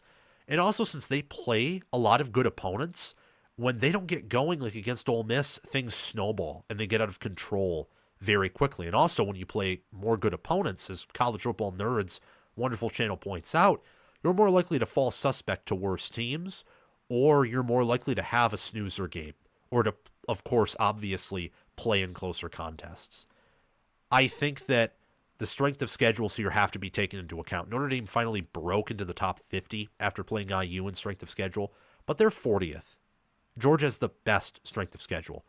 And while Notre Dame is ranked higher in FPI, third to Georgia's 5th, and they're higher in game control, third to Georgia's 10th, can the computers really fully factor in the difference between the first strength of schedule and the 40th? Because Notre Dame's and IU's were different strength of schedules, but they weren't 40 placements different, and they weren't playing multiple top 10 power-rated SEC teams versus the best team being Texas A&M or USC different. And now you included Indiana, of course. But again, the strength of schedules here are different. And I think that's something that is telling and something that we have to factor in. And maybe I'm overcompensating on that point because I have this year at times ignored strength of schedule and it's really bit me in the butt. But I think that especially, bless me there, with a Kirby Smart team, we have to take that into consideration. Now, Notre Dame's been really good. I think they're well coached, and I think that they actually have the much better offensive staff than Georgia does. Way better. Denbrock is either the best OC in the country or a top 4 one. And the only ones who I say right now I'd lean towards being ahead of him are Kotelnicki at Penn State and Will Stein at Oregon. And there's an argument for him to be ahead of those two in the best in the country. And Joe Rudolph, his O-line coach, elite. Their running backs coach, awesome. And their defensive staff is good too, but I think Georgia's is just a step ahead. It's the same thing with strength and conditioning. Notre Dame's is top 10 there for sure, but Georgia's is number 1, I think. At head coach is where I really draw the line here. The only coaches who I would say right now are on Smart's level, no one is, but the only ones who are close are Dan Lanning, maybe Ryan Day, maybe Kalen DeBoer, maybe Jonathan Smith. I would have said Curt Cignetti before the Notre Dame game, but I'm going to give it a little bit more time before I say that, even though I think he's top 10. Freeman, I think, is a top 20, top 15 head coach right now. Not quite top 10. If he wins this game, I will probably view him as a top 10 coach, if not like 1 or 2 places behind that. But I do think that Smart is a much better game manager than Freeman is, not just because of some of my questions about Freeman's game management, but it's mostly because Smart's won 2 national titles, and I don't think anyone is really close to him in game management. I mean, think about Rhett Lashley or James Franklin or Josh Heupel, who I have Josh Heupel behind Marcus Freeman, for example. I think that Tennessee would be in a better position with Marcus Freeman as their head coach than Josh Heupel. Those guys are, from a game management perspective, they pale in comparison to Kirby Smart. Curt Cignetti does. Jonathan Smith does. Chris Kleiman. Lance Leipold, who I think is an awesome game manager, pales in comparison. Luke Fickell. Mike Elko. Lane Kiffin. Eli Drinkwitz. I mean, you can list all the coaches in the country. I think Smart's the best game manager out of all of them. And also, he does the best job preparing his team to win. So taking all of that into account, I'm picking Notre Dame to play Georgia competitively. I think they can win. But at the end of the day, I got to trust Kirby Smart here.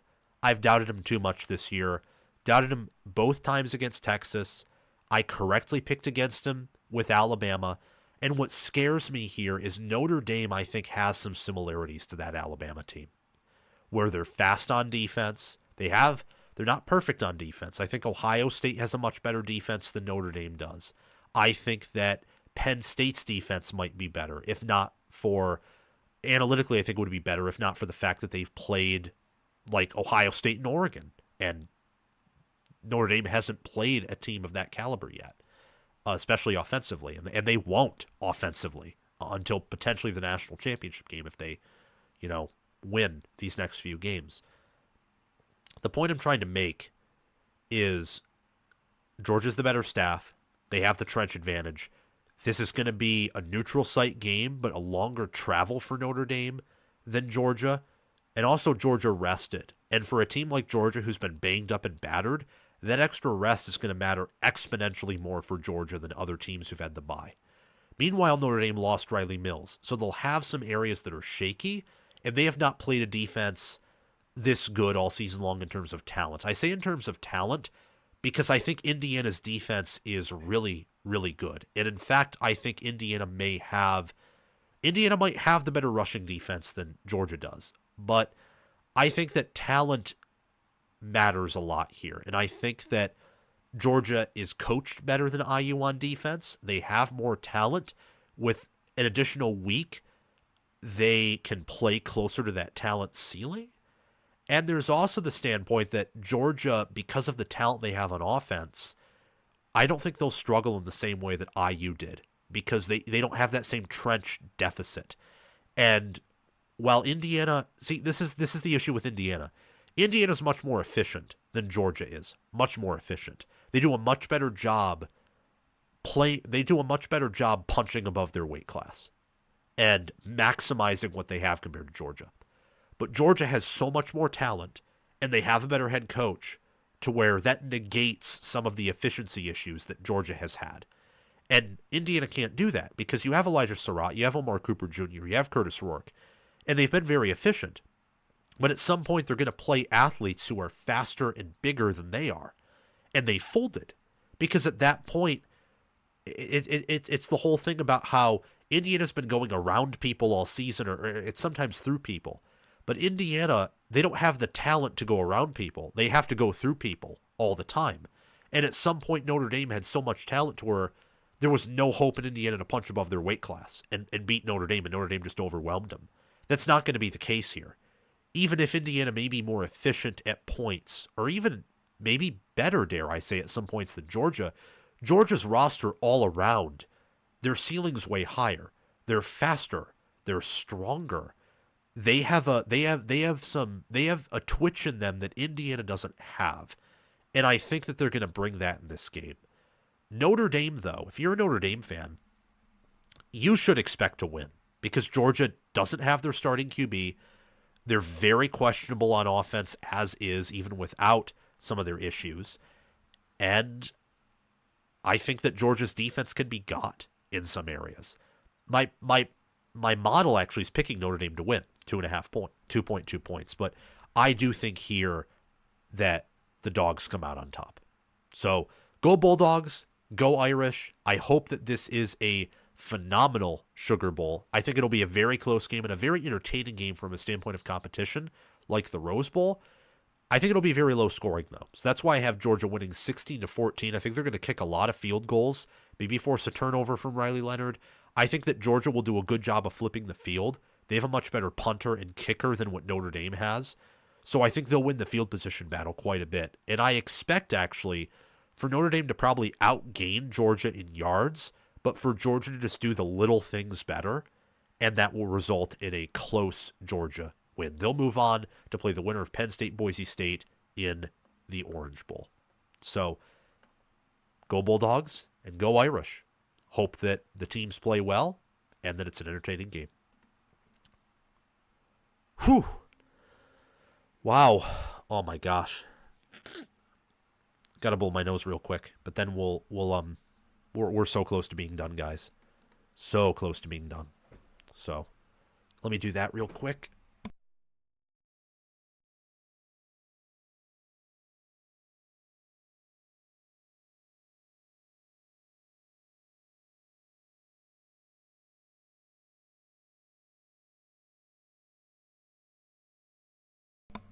Okay, so this will be only about 8 minutes or so. We'll be talking about the best remaining college football playoff teams. The first round of the college football playoff has concluded, and as this is a 12-team college football playoff, the first ever 12-team college football playoff, and not a 4-team playoff, we still have 8 teams left. So what I am going to do in kind of a blitz fashion is going to rank these teams in order from who I think is the worst to the best. We're going to start off with number 8 and then finish off with number 1. This will give you all an idea of my bracket picks, which we'll release soon. So with the context of that, for my remaining bracket picks, please like the video to help us get into the algorithm, subscribe to the channel, and also hit the notification bell so that you can join the awesome College Football with Sam community and get notified when my bracket predictions drop, when I go live to do play-by-play and color commentary for the quarterfinal games and all the remaining college football playoff games, and also when we do previews and predictions and reactions and all the awesome content on here that you won't want to miss. So let's start off and talk about Boise State, who I think is the worst remaining college football playoff team. They have a 12-1 record, 8-0. They're coming off of a bye. They're playing Penn State in the Fiesta Bowl. That is on December 31st, New Year's Eve. They're strong at running back, center, guard, defensive end, and linebacker. Obviously, Ashton Jeanty is their X-Factor player. He is their alien, in fact. Not just an X-Factor player, an alien, a unicorn. And I really like Boise State. I actually think they can give Penn State some issues on New Year's Eve in the Fiesta Bowl and potentially win it. And at that point, already Boise State's kind of the Cinderella story of this whole thing. But they're weak at quarterback. I think Matt O'Madsen holds them back. I think at points on their defense, whether it's defensive tackle or corner or safety, really secondary overall, and also Eric Chinander, or defensive coordinator, I think would even be considered a weakness, and special teams. They have enough holes and limitations to where I think it's very likely Penn State beats them on New Year's Eve, and even if they somehow beat Penn State, I think their path to the national championship is very slim. I think they're the worst team remaining in the playoffs. Arizona State is number 7. They're the 7th best team remaining in the playoffs, so second worst. Record of 11-2, 7-2. This in Boise State should show you that the buys are a little bit broken, because I think that Penn State and Texas, in my opinion, or maybe even if you want to make the argument Ohio State, because they played a tougher schedule than those two, deserved a bye. I think buys should be done, if at all, because I really don't like them, but if they're going to be done at all, they should be done by highest ranked teams. It should not be conference auto bids. I understood the intention. I did, but I don't think it's a good system here. Nonetheless, I like Kenny Dillingham and Marcus Arroyo. I think the staff there is good. I like their quarterback, Sam Leavitt. I think that running back Cam Scatabo is very impressive, and I think that their offensive tackle room, I think that linebacker, and I think that safety are good places for them. I love the offense that Arizona State provides, but they're weak on the defensive line. They have some holes at other positions, like tight end, for example. Their special teams are pretty bad too. And like Boise State, they have a lot of limitations. They're ahead of Boise State because they've played tougher competition, and they also have better QB play, and I think their roster all around is more well-rounded. They don't have the same caliber of unicorn, though, that GT does. I mean, Scadabo's good. He is probably an alien in his own right, or close, but not quite GT level. I think that Texas will likely beat Arizona State pretty convincingly, and even if they somehow beat Texas, playing Ohio State or Oregon will be very challenging for this team in the Cotton Bowl.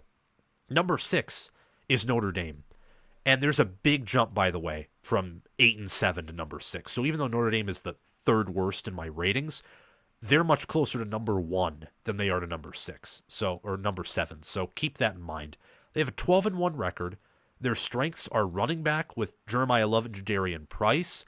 At center and guard, the interior of that O-line, Pat Coogan, Billy Scruuth, and Rocco Spindler is very impressive. Also got to remember Xavier Watts at safety, and their corner room is good.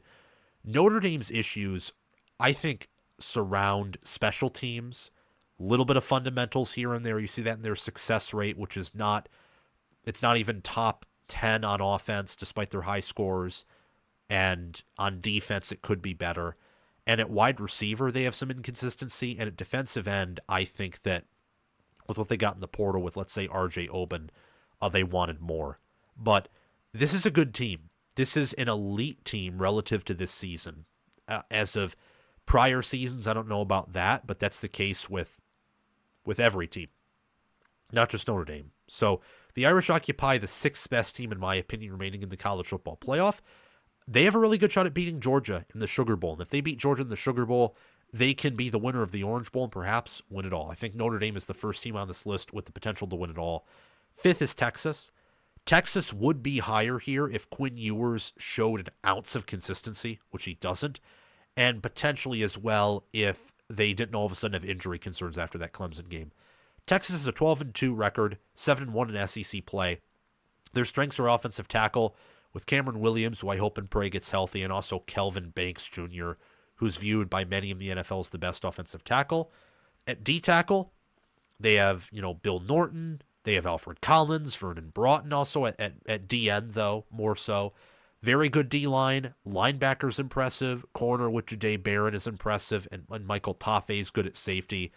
I think Quinn Ewers at this point, though, is a weakness. And so is Arch Manning, actually, when you consider how he's looked in some games that he's played in. Running back's a weakness, too, even without the injuries. They have a lot of speed there, but they don't have much consistency. And special teams has been very confusing this year, much worse than last year's unit, which was among one of the better special teams units in the country. At 4th, we have the Georgia Bulldogs.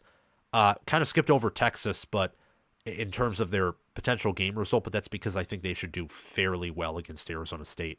For Georgia, 11-2 record, 6-2 in the SEC. They're SEC champions. This team deserved a bye. And thankfully they got it because of how the system works. I think they're the 4th best remaining team. They're strong at center. with Jared Wilson. They are strong at guard with Dylan Fairchild and also Tate Ratledge. At D tackle, I like Nazir Stackhouse and what they've done in the interior. Linebacker and safety, I think, is a strength of this team as well. Weakness has to be QB with Carson Beck's injury and the fact that Gunnar Stockton, a young green player, will be starting there. Wide receiver's been full of inconsistency. And I think tackle's been a bit of an issue for Georgia as well, though that may be part of, playing all the tough opponents they have, especially all the tough pass rushes and D-lines they've played all season long. I think they have a good shot to beat Notre Dame. If they beat Notre Dame, they can beat the winner of Penn State, Boise State in the Orange Bowl. And they have Kirby Smart, so come on, guys. They can win the national championship. This next part's interesting. I have tied for the second best team remaining in the playoffs, Ohio State. The Buckeyes have an 11-2 record, 7-2 in Big Ten Conference play.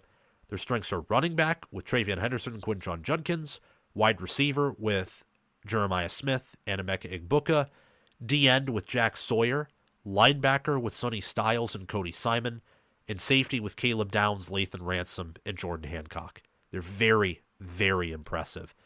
However, what holds me back is their center, Carson Hinsman, guards, which have been very inconsistent. They have some all right depth there, but it's been very inconsistent. And special teams has been just straight up bad. And on top of that, they have tackle, good in pass pro, but run blocking is just kind of is what it is. I mean, Henderson and Judkins have struggled to really be consistent because of that O-line, even with how talented they are and how talented their passing offense and defense is. So for Ohio State, the only reason they aren't clearly number 2 in my mind is because of some of those weaknesses. On the other team that's tied with them at number 2 is Penn State, who has an overall record right now of 12-2, 8-1 in Big Ten Conference play. Penn State isn't number 2 definitively because James Franklin exists and is their head coach.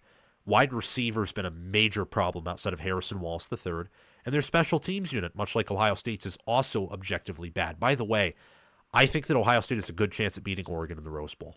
I very much do. And obviously for Penn State, well, they should be favored and will probably beat Boise State pretty handily in the Fiesta Bowl. Running backs Nicholas Singleton and Katron Allen are strengths. Tight end Tyler Warren is a strength. Guards Olavega Ione and also Sal Wormley are strong. At D tackle with Zane Durant, Devon J. Thomas. I love that D tackle group, and it's same with D end with Abdul Carter and Denai Dennis Sutton. I'm telling you, Penn State's one of the best teams remaining in the college football playoff and college football nationally. I just think that they have one of the worst weaknesses that you can have in the sport. That being your head coach, now he manages games. And last but not least, we have the number 1 Oregon Ducks. They're 13-0, 9-0 in Big Ten play. They're strong at quarterback with Dylan Gabriel, running back with Jordan James. Tez Johnson might be the best wide receiver in the nation. Evan Stewart and Trayshawn Holden are also talented. At tight end, they got Kenyon Sadiq and Terrence Ferguson, who are athletes in their own right. At tackle, Johnny Cornelius and Josh Connerly Jr. are elite. And at defensive tackle, you got Derek Harmon, Jamari Caldwell, and I think backup Amori Washington as well. Deep in all those areas, and they have an elite ceiling there. Their weakness ultimately is guard and special teams. They've had some inconsistencies at guard, and I also think that their run defense, though I think it's more schematic, has had some issues. But Oregon is one of these teams that I look at them and they don't have many weaknesses. I think in the same way that Georgia analytically is not elite, Oregon's rushing defense is not analytically elite because of some of the teams that they have played. If strength of schedule was exclusively limited to the quality of running backs you faced, Oregon would be top 10. I mean, they've played Ginty, they've played Kalel Mullings, Donovan Edwards, they've played Travion Henderson, Quinshon Judkins, they've played Tawi Walker, Nicholas Singleton, Katron Allen, and they'll be playing Travion Henderson, Quinshon Judkins again New Year's Day. So I love the Oregon Ducks. I think they're the best team remaining in the college football playoff, and based off of this, maybe you have a good idea of what my bracket predictions will be when I release them soon. Maybe you don't. The best team doesn't always win the national championship, though, because matchups are key and upsets happen. So stay tuned for my bracket predictions updated, which will be releasing soon. And there you have it. Make sure to like, subscribe, hit the notification bell, and comment your thoughts down below. Akula Ugnati, good to see you in here. Yeah, I mean, I picked Georgia to beat Notre Dame, and I'll probably pick him to beat Penn State too. Probably. I mean, I do think Penn State's better than Notre Dame. It's not by this wide margin.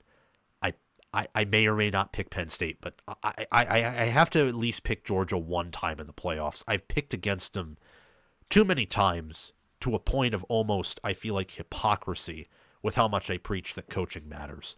So on that front, I will probably also pick Georgia against I'll probably pick Georgia against Penn State unless let's say Penn State completely shuts down Ashton Jeanty. But I don't know. That's just my opinion on certain things. So, hi Sean. How are you doing?